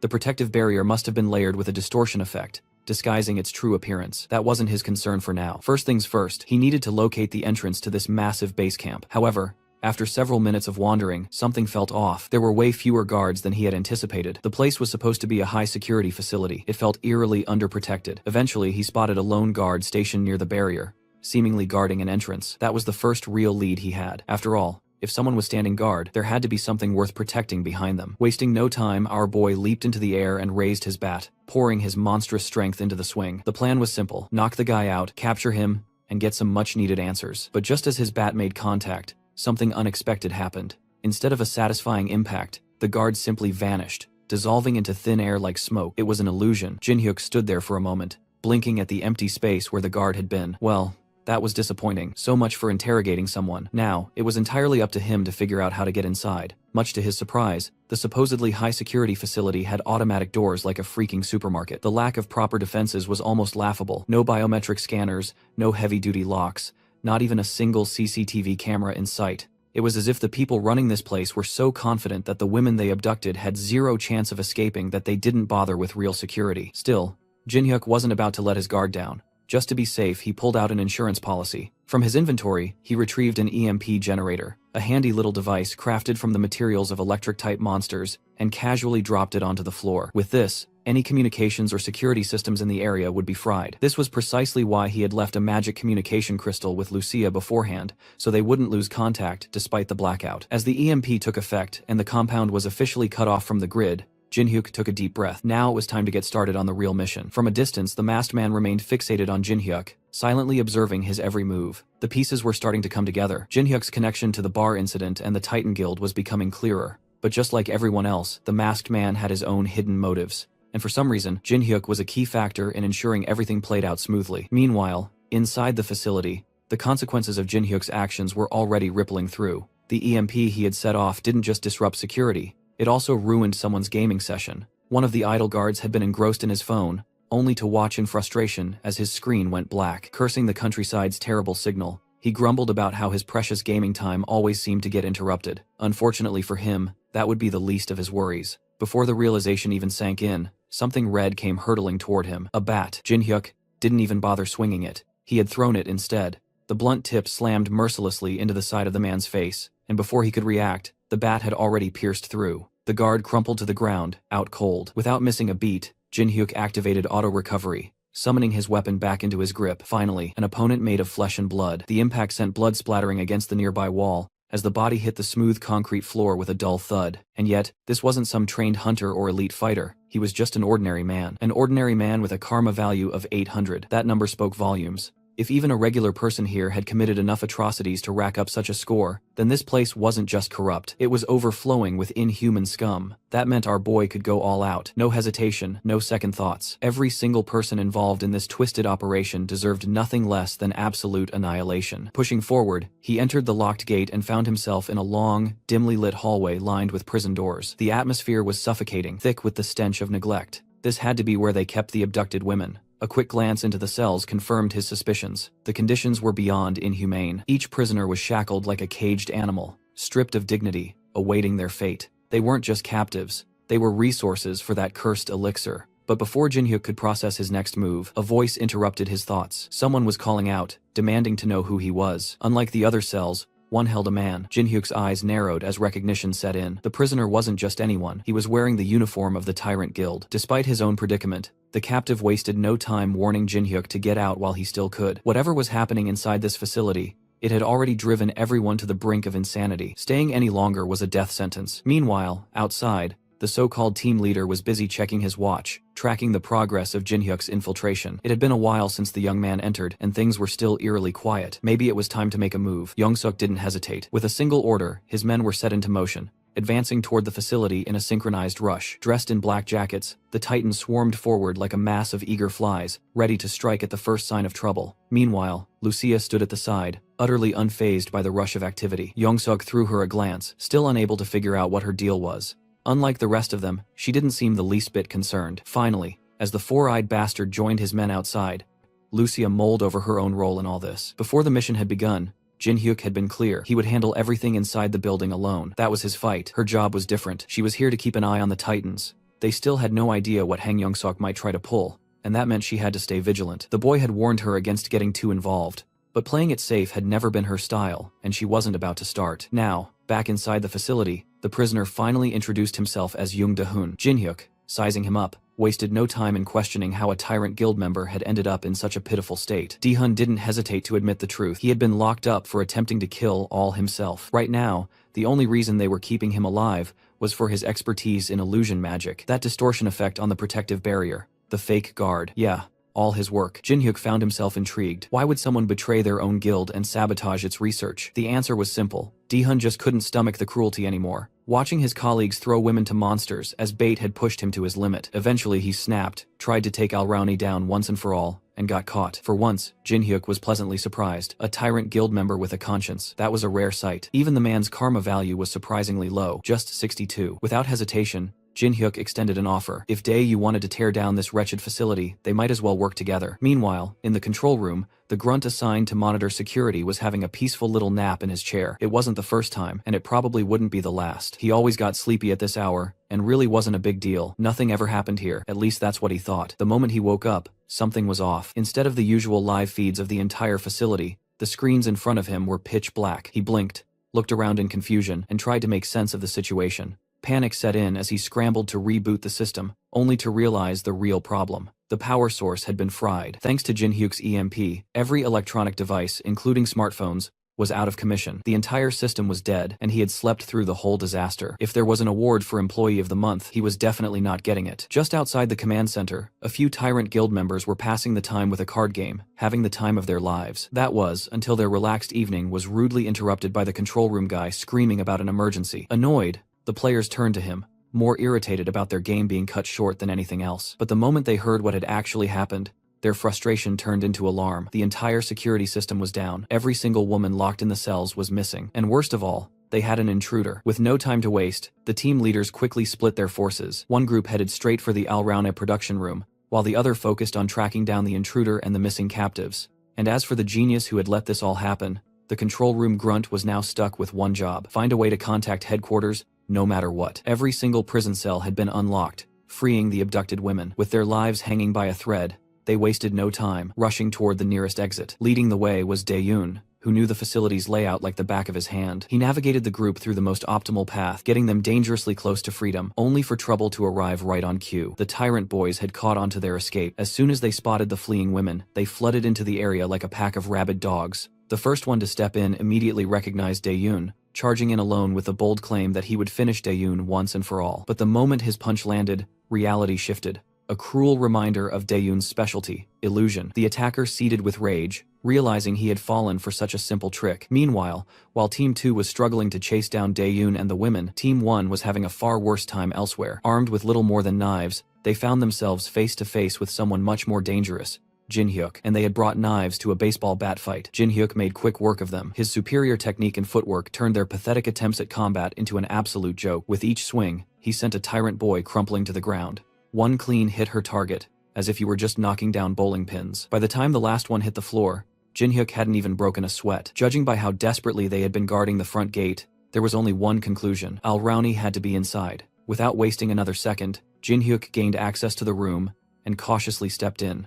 The sight that greeted him was even more vile than he had imagined. The tyrant scum hadn't just been making the inhumane drug. They built an entire underground lab to mass-produce it. Human-sized test tubes filled the space, each one containing a woman the guild had abducted for their twisted experiments. The sheer scale of their operation was enough to make his stomach turn. But the worst part of all, at the center of the lab, encased in protective glass, was the source of this nightmare. The monster responsible for all this grief and suffering, Al-Rauni, Jin-hyuk, tightened his grip on his bath. The creature showed no reaction to his presence, completely still. It was entirely possible that it was asleep. That was fine, it just made things easier. With a smirk tugging at his lips, he called forth the lightning dwelling inside his weapon, electricity crackling through the air. Stepping into his batting stance, he prepared to take the ultimate swing. If everything went according to plan, he would end this tonight. Suddenly, without warning, tentacles burst from the tubes, lashing out at the boy with terrifying speed. Glass shattered all around, as a monstrous creature emerged from the wreckage, roaring in fury. Jin-hyuk reacted instantly, activating his hardened skin ability and dodging as the tentacles struck violently. Wasting no time, he pushed forward, closing the gap between them. But before he could land a hit, one of the writhing limbs managed to catch him, sending him flying across the room. Groaning, he forced himself upright, using his bat to steady himself. His mind raced. What was that power? Even with his armor and hardened skin, the attack had nearly pierced through. Shaking off the pain, he readied himself for another round. Charging in once more, he used his bat to deflect the flailing tentacles, maneuvering swiftly around the battlefield. With a sharp pivot, he ran up the wall, using the momentum to launch himself through the air. His strike was precise, the bat stabbing straight into Al-Rauni's chest. Suddenly, electricity crackled around him as he channeled his skill, sending a surge of lightning through the monster's body. Al-Rauni convulsed violently, its entire form twisting in agony before collapsing to the ground in a smoldering heap. Breathing heavily, Jin-hyuk scanned the aftermath. Amidst the wreckage, something caught his eye, an object lying near the monster's corpse. He approached cautiously, attempting to appraise it, but the result came up blank. Based on its shape and energy, he could only assume it was a magic stone. Without hesitation, he stashed it away and pulled out his communication device. Contacting Lucia, he asked if the girls had moved safely. She confirmed that they were fine, but quickly added something concerning. One of the tyrant guild members was with them. Jin-hyuk explained that the man had betrayed his own guild and had been helping them. He believed the guy was sincere. Lucia then inquired about Al-Rauni, to which Jin-hyuk casually assured her that had been taken care of. Plus, he'd even scored a magic stone in the process. Just as he was about to leave, Lucia updated him on the battlefield. The others were still fighting against Titan Guild members, but something was wrong. Suddenly, the enemies had grown significantly stronger, fighting like they had gone completely berserk. Jin-hyuk's expression darkened. If the Titan Guild lost here, it would cause even bigger problems. He instructed Lucia to help them out. She acknowledged the request, her bow already charging with energy before ending the call, with a teasing remark about how he owed her a ridiculous amount of sweets for this. Jin-hyuk chuckled lightly, stepping over the remains of the battle. But just as he moved forward, his expression sharpened. He wasn't alone. Without turning, he called out to the unseen presence, his voice calm but firm. He knew someone was there. A man emerged from the shadows, looking genuinely surprised that he had been sensed. Jin-hyuk narrowed his eyes. There was no need for small talk. What was the real objective here? Was it the Al-Rauni stone? Or was it him? The man smirked, admitting that he had originally come for the stone. But after seeing Jin-hyuk in action, he had changed his mind. Jin-hyuk's gaze darkened. That was a mistake. Without warning, he charged forward, bat raised for another fight. The assassin lunged, aiming a deadly stab with his knife, but Jin-hyuk slipped past the attack with ease, Countering instantly, he struck with his hand, only for the assassin to block, clearly taken aback by Jinhyuk's speed. For a brief moment, the assassin reeled. Too fast. Far too fast for a C-rank hunter. That's when it clicked. This wasn't the first time Jinhyuk had reacted unnaturally fast. Even back at the home, catching that poison dart wasn't just luck. Jean Huck suddenly hurled his bat, but the assassin sidestepped, watching as it embedded itself deep into the wall. Before he could react further, Jinhyuk leaped into the air, calling his bat back to his hand like a magnetized weapon. The assassin barely had time to register what was happening before the bat came swinging toward him. Dodging at the last second, the assassin managed to land a counterattack, striking Jinhyuk's back, but the hit was completely nullified by his armor. Frustrated, the assassin adjusted his strategy, aiming directly for the boy's neck, but Jinhyuk deflected him with a forceful shove. Without wasting a second, Jinhyuk charged his bat with raw electricity, forming a concentrated lightning ball before hurling it straight at the assassin. The man barely managed to conjure a defensive shield, struggling to withstand the sheer force of the attack. Smoke filled the air as the battlefield crackled with energy. Through the lingering smoke, Jinhyuk surged forward, his grip tightening around the bat. With deadly precision, he struck the assassin, the weapon crackling with lightning as the force of the impact coursed through his enemy's body. One final blow ended the fight. The assassin collapsed lifeless. Outside, chaos reigned. The Titan Guild members worked swiftly, burning the bodies of the fallen Tyrant Guild hunters to erase all traces of the battle. Amidst it all, Young-suk, now tending to his wounds, reflected on how close they had come to death. If that elf hadn't stepped in, they would have been wiped out. Her arrows, sharp, swift, and relentless, had matched the caliber of an S-rank hunter, a terrifying thought in itself. As the cleanup continued, a hunter approached with an update. All the wounded had been transported to the hospital, and every piece of evidence had been erased. Young-suk gave a nod. With the Tyrant Guild taken care of, it was time to move forward with a welcoming ceremony. But just then, an unexpected arrival disrupted the moment. Dae-yoon, the Tyrant Guild member who had betrayed them, rushed in, his expression tense. There was no need for words. His face alone carried bad news. And sure enough, his warning was dire. The Tyrant Guild leader, along with their main forces, was already on the way. A chilling realization settled in as Young-suk stiffened. The guild leader Jo Won-chul was coming. A brief moment of silence followed before the weight of those words sank in. There was no chance of winning against someone like him. Before they could fully process the first report, another followed, confirming that the Tyrant Guild hunters were approaching fast. Time was running out. Quickly assessing the situation, Young-suk made the only logical decision: abort the operation. A retreat was their best option now. Turning to Dae-yoon, he asked if the man would be coming with them, but hesitation flickered in his eyes before he shook his head. Leaving now would make his defection far too obvious. He would stay behind and submit a false report instead. Young-suk studied him for a moment before offering a nod of understanding. That was fine, but one thing was certain: an all-out war between the guilds had to be avoided for now. Before departing, he issued one final order: pin everything on Hunter Kang Jinhyuk. The informant remained silent, weighing the implications of that command. Meanwhile, the Titan Guild made their retreat. As they ran, one of the hunters voiced his skepticism, questioning whether Young-suk's trust in Dae-yoon was warranted. But Young-suk barely spared him glance. It didn't matter. They just needed time, because sooner or later, full-scale war was inevitable. Dae-yoon stood in place, his posture calm yet alert. Moments later, Lucia approached, her gaze sharp as she questioned whether he was the person Jinhyuk had mentioned. Without wasting time, she told him to, "Let's go." Jinhyuk was waiting inside. The elf, ever composed, asked if the situation had been handled. Jinhyuk simply nodded, stating that he had taken care of the man who had followed them. With that out of the way, Dae-yoon turned to Jinhyuk, seeking an update on their current predicament. Jinhyuk wasted no time in explaining. Alraune was dead, but there was still a loose end to deal with. He suggested pinning everything on the attacker, making it look like he had died in battle against Alraune. The elf hesitated for a moment, questioning if Jinhyuk truly intended to frame the man for everything. Our boy, unbothered, told him to check the diary. Inside were the names of all the victims of recent serial murders. Their attacker wasn't just some random thug, he was the great guild killer, the one who had been shaking the entire public by targeting major guilds. If they made him the scapegoat, no one would suspect a thing. Without hesitation, Jinhyuk turned to Dae-yoon, asking if he could handle it. Dae-yoon, still processing the plan, admitted that he didn't fully understand Jinhyuk's methods. But if he was saying there wouldn't be problems later, then that was enough. He assured them that he would take care of the rest, and urged them to leave. After all, the Tyrant Guild was already on its way. They had roughly 2 hours before their arrival. Fortunately, the advanced party had been nothing more than an illusion he had created. Before parting ways, the Dae-yoon expressed his gratitude, thanking Jinhyuk for saving him and the others. Jinhyuk, as usual, dismissed it casually. There was no need for thanks, just a simple request to contact him once everything was over. As he walked away, our boy couldn't help but smirk at the thought of what was about to unfold. The Tyrant Guild had suffered a massive blow, and once the other guilds caught wind of it, they wouldn't just sit back and watch. The guild's downfall was inevitable, and honestly, he was looking forward to seeing it crumble. Meanwhile, the scene shifted to Titan Guild's master, Seo Sangho. and his secretary, deep in discussion over the latest developments. The situation had escalated beyond expectations,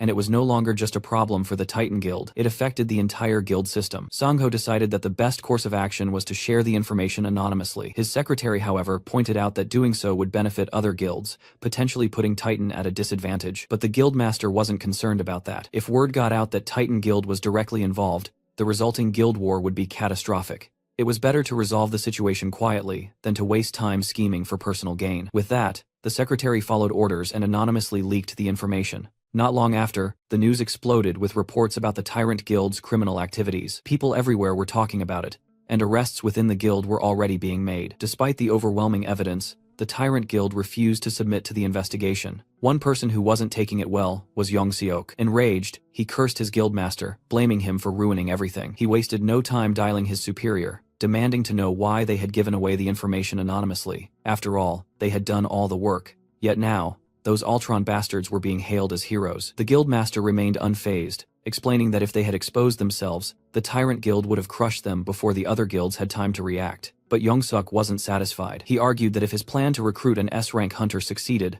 the Tyrant Guild wouldn't stand chance. The guildmaster, however, wasn't convinced. He questioned whether Yongsuk could truly guarantee victory against the Tyrant Guild's master, and more importantly, what would happen to the civilians caught in the crossfire. Yongsuk dismissed the concern, calling it a minor loss compared to the power they would gain by absorbing the Tyrant Guild's strength. That was the last straw. The guildmaster, voice filled with frustration, demanded to know what the point of being a hunter was if they couldn't even protect civilians. Yongsuk's so-called loyalty to the guild was nothing more than selfish ambition, and he wasn't fooling anyone. Before Yongsuk could argue further, the call was cut off. Furious, he slammed his fist into his monitor, seething with resentment. As long as his current guildmaster remained in power, the Titan Guild would never move forward. But he had no intention of sitting around and accepting that. Without hesitation, he made another call. The voice on the other end was uninterested, already knowing what this was about. Another recruitment attempt. He wasn't interested, unless of course it was for the position of guildmaster. This time, Yongsuk didn't hesitate. He would make it happen. He would give him the position. And with that, the next move was set into motion.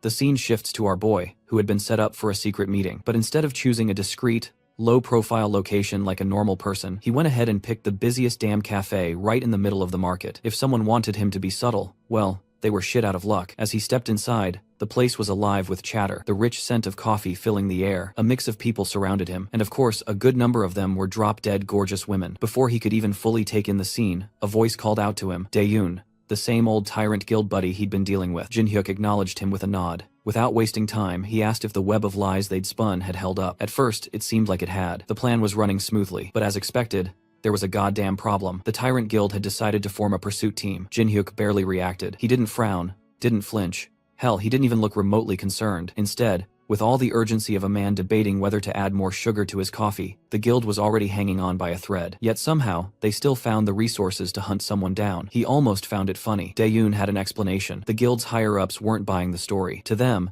the body had been discovered too quickly, and the news had spread too damn fast. That could only mean one thing. There had to be another culprit. Someone else is pulling the strings. Jinhyuk, ever the picture of indifference, simply acknowledged that no concrete evidence had surfaced. As long as his identity remained hidden, there was nothing to worry about. Even so, playing it safe was never a bad idea. If lying low for a while ensured that the Tyrant Guild crumbled on its own, then maybe it was worth considering. Daeyoon agreed. Then, without warning, he pulled out a phone and handed it over. A simple gesture, but one that carried weight. On that device was everything Jinhyuk needed to know about the pursuit team. Jinhyuk took the iPhone 11 and began scrolling through the information. Daeyoon, watching him, hesitated for a moment before asking if he was really planning to go through the intel right here, right now. Jinhyuk, of course, didn't give a shit. Nothing in this place mattered. No one was watching them. In fact, no one was real, because the entire cafe, the chattering crowd, the ridiculously beautiful women, none of it real. It was all an illusion. Daeyoon's reaction was immediate. He was surprised that Jinhyuk had seen through it from the very start, and as realization dawned, Jinhyuk simply smirked as if the whole thing was nothing more than a mildly amusing joke. Because at the end of the day, the only thing that actually mattered was who the hell thought they could chase him down. Jinhyuk settled into his seat, making himself comfortable as Daeyoon laid out the details. The pursuit team consisted of 2 people, an archer and a mage, both masters of disguise and concealment magic. These bastards could very well approach him in the form of someone he knew. Jinhyuk barely reacted. His face screamed boredom. That was it. That was all they had on him. Daeyoon, noticing the lack of interest, reached into his pocket. He actually pulled out something, a monster counter. Jinhyuk's eyes narrowed slightly. He recognized the device, the very same type Titan Guild had given him, the one he had used when taking down Leviathan, but this one was smaller. He picked it up, examining the new design, and shot a questioning glance at Daeun. After the Alrauna incident, the association had developed an advanced version of the device. Its purpose is to monitor hunters. And then Daeun dropped the real kicker. Starting immediately, all hunters, beginning with his guild, were now required to wear this. This wasn't just some tracking tool anymore. It was a goddamn leash. Every hunter would now be under the association's watchful eye. That meant one thing for Jinhyuk: trouble. With this device, even hunting in his private dungeon could become a problem. Without a hint of hesitation, he calmly handed the counter back to Daeun. Daeun, however, wasn't done warning him. If Jinhyuk planned on using the Alraun pill, he needed to do it now before the monitoring system was fully established. There was no room for error. If Jinhyuk took the pill after the system was in place, his sudden spike in power would immediately attract attention. And if that happened, even a damn tyrant guild would start suspecting him. Daeun was practically urging him at this point. Make a decision and make it fast. Later, as Jinhyuk wandered through the streets, his mind was buzzing with thoughts of the surveillance system. It was clear now he needed to get stronger, fast, and there was only one solution: the dungeon. Right now, as Jinhyuk stepped into the dungeon, he was immediately met with the furious glare of the old dwarf. The moment their eyes met, the dwarf let out an exasperated curse and exploded in anger, ranting about how he had sent Jinhyuk to fetch some ore. Yet, the damn brat had vanished without a trace, only to stroll back in after an entire week. Jinhyuk hurried to apologize, but that only seemed to make things worse. The old dwarf had assumed he was dead in some god-forsaken corner of the dungeon, and now here he was, acting like nothing had happened. Trying to defuse the situation, the boy urged him to calm down, saying he had something important to show. The moment the dwarf's eyes landed on it, his face twisted in pure outrage. His anger boiled over as he demanded if Jinhyuk had even a single functioning brain cell to realize what kind of shit he had just brought into the workshop. Not waiting for an answer, he spat out that the core was cursed, filled with countless grudges, and that dwarves, being highly vulnerable to curses, didn't even dare to look at such things unless they had a death wish. Before coming here, Lucia had told him she had some urgent work and practically shove him ahead. Now it all made sense. That cunning little devil had set him up. Meanwhile, the dwarf was still going off, calling the core a worthless piece of junk, and ordering him to get rid of it immediately before it did something nasty. Jinhyuk, feeling a little guilty now, apologized again, but the old dwarf just let out a long, suffering sigh and muttered that being an idiot wasn't a crime. Shaking his head, he grumbled that he'd take care of this mess for now. That's when it clicked for Jinhyuk. Dwarves were prideful bastards. When it came to their pride, they could pull off the impossible just to prove a point. As the old dwarf turned to leave,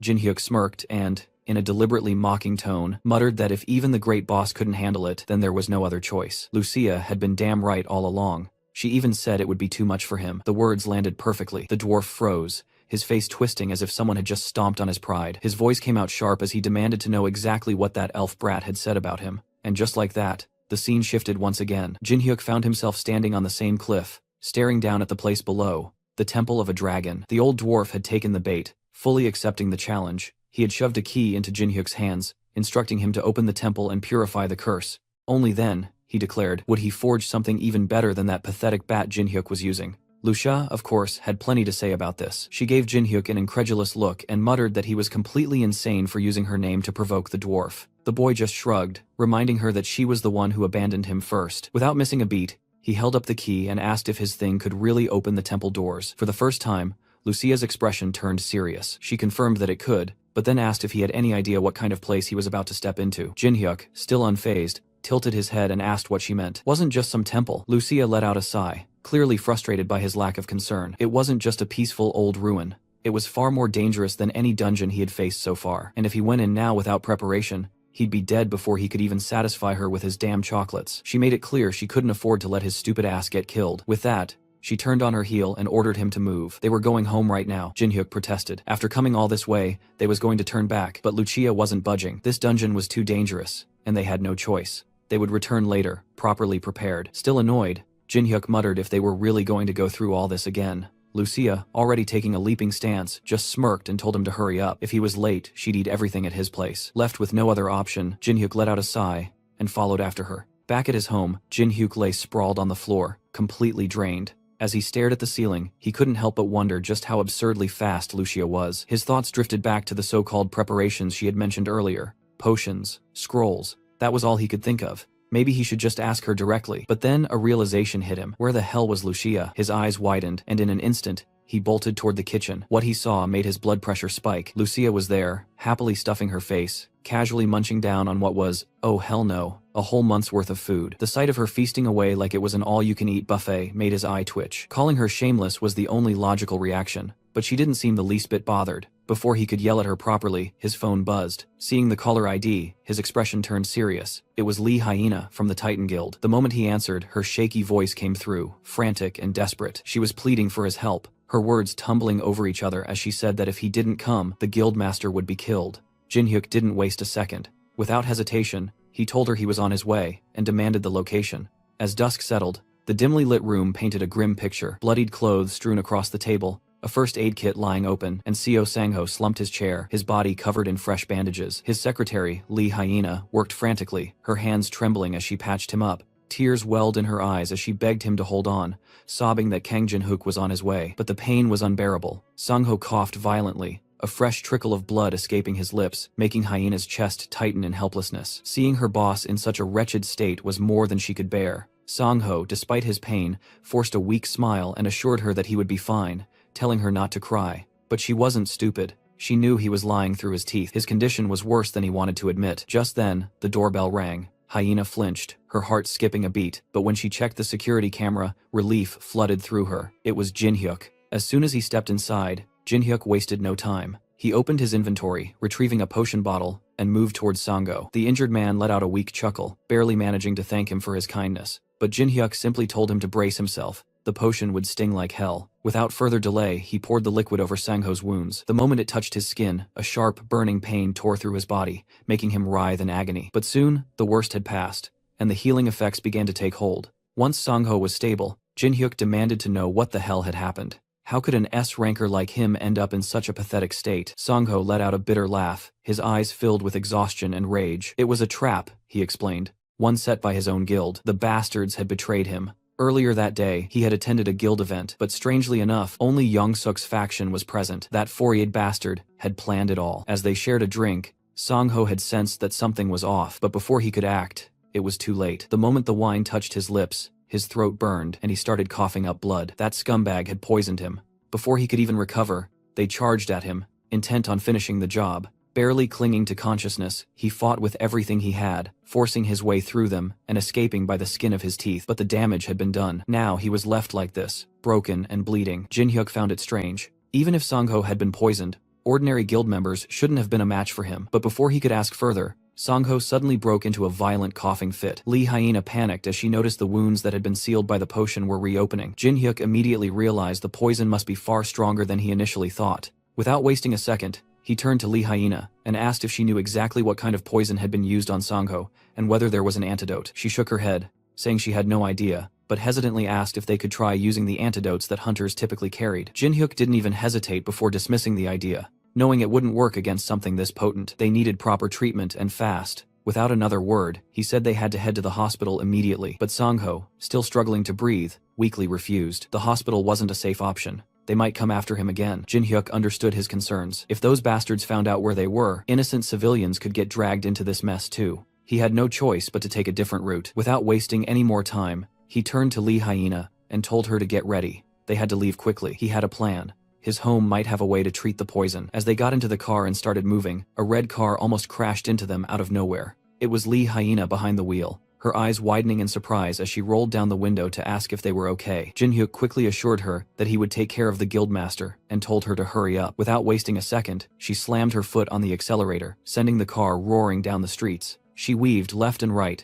drifting through narrow alleys like a pro. Her driving skills were no joke. As they came to a halt at a traffic signal, Jin-hyuk turned to Sang-ho, telling him not to worry and to just stay conscious a little longer. They were almost there. But before he could say anything else, Hyena spoke up. They had a problem. Someone was tailing them. Jin-hyuk's eyes narrowed as he glanced in the rearview mirror. It was the same red car from earlier. The moment the traffic light turned green, Hyena asked what they should do. Jin-hyuk didn't hesitate. They couldn't head to his place while being followed. He had no choice. He told her to follow his directions. After a while, they finally pulled up at a construction site. Jin-hyuk told Hyena that he would block their pursuer and handed her his location, quickly informing the elf to open the door for them. As he stepped out of the car, a man in a black hoodie approached, his voice dripping with mockery. Instead of Seo Sang-ho, a lower-ranked guy was stepping up to block him. Jin-hyuk scanned him, thinking only one person seemed to be tailing them. Just then, his phone rang. It was Lee Hyena. She hadn't left yet. Annoyed, Jin Hyuk picked up and asked why she was still there. But before he could say another word, her panicked voice cut through the line.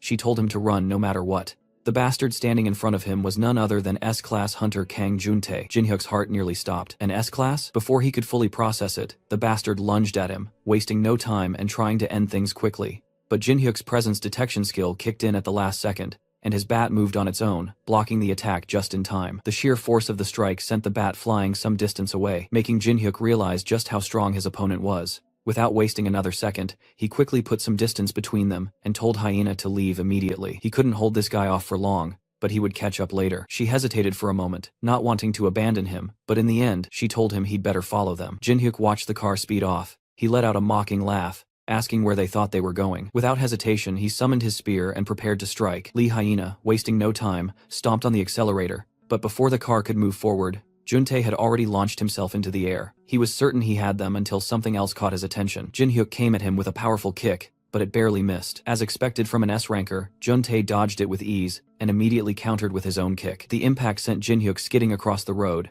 and the stubborn bastard landed on his feet just in time to watch the car disappear into the distance. Jin Hyuk could only hope the others made it out alive. Letting out a relaxed sigh, Juntae turned to Jin Hyuk, annoyed that no one had warned him about an interference. Now irritated, he told Jin Hyuk he was a bit busy, and ordered him to get lost if he wanted to live. But Jin Hyuk, pushing himself back up, scoffed and told him to shut his garbage mouth. He wasn't scared of someone like him. If Juntae wanted a fight, he'd give him one. Juntae smirked, clearly amused. He admitted he was impressed by Jin Hyuk's guts, but within a second, he closed the distance, grabbed Jin Hyuk by the collar, and sneered that this was getting entertaining. Without wasting another moment, the fight erupted, both exchanging blows at a relentless pace. Jin Hyuk struggled to keep up, the sheer speed and strength of his opponent overwhelming him. But Juntae, on the other hand, looked absolutely thrilled. It had been a while since he'd found someone who could actually challenge him. With a grin, he urged Jin Hyuk to show him what he had.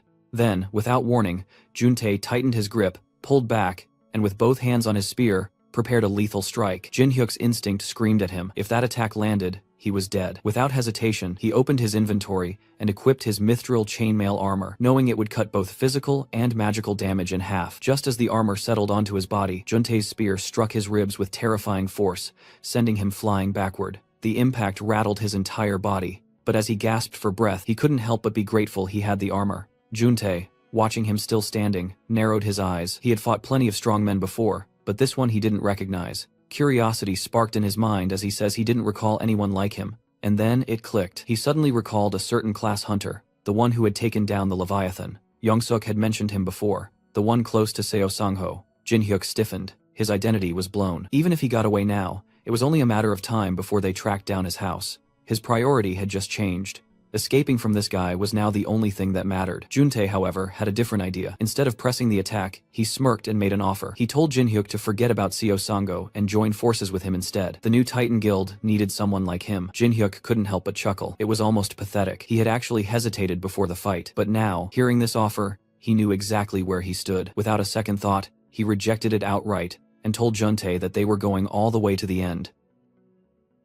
Meanwhile, at our boy's house, the car of Secretary Lee Hyena sat parked outside, a clear sign that she had made it back safely in time. Inside, Lucia was focused on healing Guildmaster Seo Sangho, her magic working through him as a soft glow surrounded his body. It seemed like her spell had worked, at least to some extent. Lee Hyena, watching anxiously, asked if he was okay now, but Lucia's expression remained serious. Without sugarcoating it, she admitted that this was as far as she could go. She then requested that they talk outside in the living room, away from the unconscious guildmaster. Once they settled, Lucia explained that while she had taken successful measures, the job wasn't completely done. The poison was simply too strong. Right now, Seo Sangho wasn't feeling any pain, but that was only because of her magic, and it wouldn't last forever. Her words sent the secretary into a panic, and she immediately asked if there was any other way, anything that could fully cure him. Lucia took a moment to think. There might be one possibility. If that short-tempered dwarf could handle it, then maybe it could work. But for that, she needed access to the dungeon, and the key to that, none other than Jin Hyuk himself. Turning back to Secretary Lee, she told her there might be a way, but it all depended on Jin Hyuk. Without wasting another second, she asked where the hell he was. That was when Secretary Lee, still catching her breath, explained everything that had happened. Back to our MC, who is still struggling to hold his ground. It's clear now that this guy is seriously strong. Every attack is pushing Jin Hyuk to his limits. Suddenly, he noticed something. Juntae lunged at him, spear in hand, aiming straight for a lethal strike. but Jinhyuk barely managed to dodge in time. Frustrated by his evasiveness, Juntae made up his mind. He would take this fight to the bitter end. The attacks came relentlessly, each strike carrying enough force to shake the ground. One particularly powerful blow sent Jinhyuk skidding backward. Seizing the moment, Juntae lunged forward and delivered a brutal punch straight to Jinhyuk's face, throwing him off balance. Without giving him even a second to recover, Juntae followed up with a devastating kick to Jinhyuk's left ribs. The impact was brutal enough to send him flying and crashing hard on the ground. Juntae, now confident in his victory, scoffed as he looked down at his fallen opponent. With a smirk, he taunted Jinhyuk, asking if that was all he had and where all that earlier energy had gone. Jinhyuk, his body trembling, struggled to get back on his feet. He knew he was at his limit. He needed a potion right now, but with this bastard's non-stop attacks, there was no time to even reach for it. That left him with only one option. Gritting his teeth, he tightened his grip on his bat, preparing for a desperate counterattack. Juntae, clearly amused, mocked him, saying he should keep fighting. Giving up would just be too boring. But Jinhyuk didn't waste another second. Without hesitation, he lunged forward and swung his bat with everything he had, this time faster and stronger, but hit nothing but air. Juntae dodged effortlessly, and before Jinhyuk could react, a brutal knee strike connected straight with his face, sending him crashing into a nearby container, blood dripping from his mouth. Determined to end this fight, Juntae didn't hesitate. With a smirk, he hurled his spear straight at Jinhyuk, who knew he had a move. If he didn't, he was dead. He couldn't let that happen. He still had unfinished business, and Lucia would kill him herself if he died before their smashing session. At the very last second, he managed to shift just enough to avoid a fatal hit. Juntae, surprisingly impressed, chuckled and told Jinhyuk to reconsider his offer to become his underling. But even in pain, Jinhyuk scoffed and called it nonsense. Annoyed, Juntae clenched his fist, preparing to strike and finally end this once and for all. But before he could land the finishing blow, an arrow shot straight at him, making both him and Jinhyuk freeze in shock. Jinhyuk's eyes immediately recognized the arrow, and despite the pain, a slight smile crept onto his face. A little while earlier, Lucia had been tracking Jinhyuk's location using Apple Maps, but considering it was her first time using it, things weren't exactly going smoothly. She frowned at the screen, frustrated by how confusing it was. She should have just used Google Maps instead. The map instructed her to turn left in 200 mice, and without wasting a second, she took a huge leap forward, muttering to herself that Jinhyuk better not die. After all, if he did, she wouldn't get to taste him. Back on the battlefield, the arrow shot by Lucia detonated with an earth-shaking explosion, sending a powerful shockwave rippling through the air. Juntae's heart nearly jumped out of his chest as he watched the sheer destruction unfold before him. His hands trembled slightly. Had he just witnessed that, right? The sheer power packed into that arrow made him question everything, and for a moment, he almost pissed himself. What kind of monster was she? Just as he was trying to regain his composure, Lucia arrived, dust swirling around her feet. Thank God she made it in time. Otherwise, her precious chocolates would have been gone, and that would have been a real disaster. But something about her didn't sit right with Juntae. She didn't look overwhelmingly strong, and yet she had fired that devastating shot like it was nothing. Suspicion crept into his mind, and he decided to test things himself. He made his way toward Jinhyuk, who was still impaled by the spear, and grabbed the weapon. As soon as he pulled it out, a sharp, unexpected pain shot through his body. His legs gave out, and before he knew it, he was on the ground. Gritting his teeth, Juntae glanced at Lucia, forcing a mocking grin. In a voice dripping with sarcasm, he sneered, asking if she had come running to save her little boyfriend. But Lucia remained unfazed, standing tall with an icy expression. She didn't even acknowledge his taunts. Clearly, she had no interest in entertaining a bastard who had nearly killed her sugar daddy. Juntae's irritation flared at her indifference. He was being ignored by her. Gritting his teeth, he gathered all his energy and prepared his best attack. If she wanted to act tough, he would break that confidence. Channeling every ounce of power he had, he lunged at her with his full strength. But just as the spear was about to strike, Lucia calmly raised her hand and stopped it. Just like that, Juntae's mind short-circuited. What the hell had just happened? His strongest attack, the one that had crushed countless enemies before, was stopped with nothing but a single hand. His fingers tightened around the spear as disbelief and rage surged through him. This wasn't possible. Who the hell was she? Lucia, however, barely looked interested. She glanced at him like he was an idiot before scoffing and calling him a fool. Then, with a slow, deliberate motion, she clenched her fingers around the spear. The weapon groaned under the pressure. Juntae's heart pounded in his chest as he realized what was happening. She was breaking it with her bare hands. A sense of dread crawled up his spine as cracks spread across the spear shaft. Then, with one final squeeze, the entire weapon shattered into useless fragments. Panic seized Juntae as he instinctively activated his shield. If her raw strength was this ridiculous, he wasn't going to take any chances, but it didn't matter. Lucia moved in an instant, piercing through his defense like it was paper, and before he could react, her fist crashed straight into the center of his chest. The impact sent him flying backward, his body skidding across the battlefield as he gasped for air. Jinhyuk, still watching, couldn't help but feel a mix of awe and disbelief. Just how strong was she? Even Juntae, who had been so full of himself just moments ago, lay on the ground, stunned, and struggling to comprehend what had just happened. His pride was completely shattered. He refused to believe it. How could he, a top hunter, be getting his ass handed to him by a woman? His mind raced, trying to make sense of it. Was she an S-class hunter from another country? No, that didn't make sense. There wasn't a single record of a hunter like her anywhere in the world. Lucia turned her attention to Jin-hyuk, her sharp gaze scanning him for any lingering injuries. Without wasting a second, she asked if he could move. Jin-hyuk, still feeling the aftermath of the fight, but unwilling to show weakness,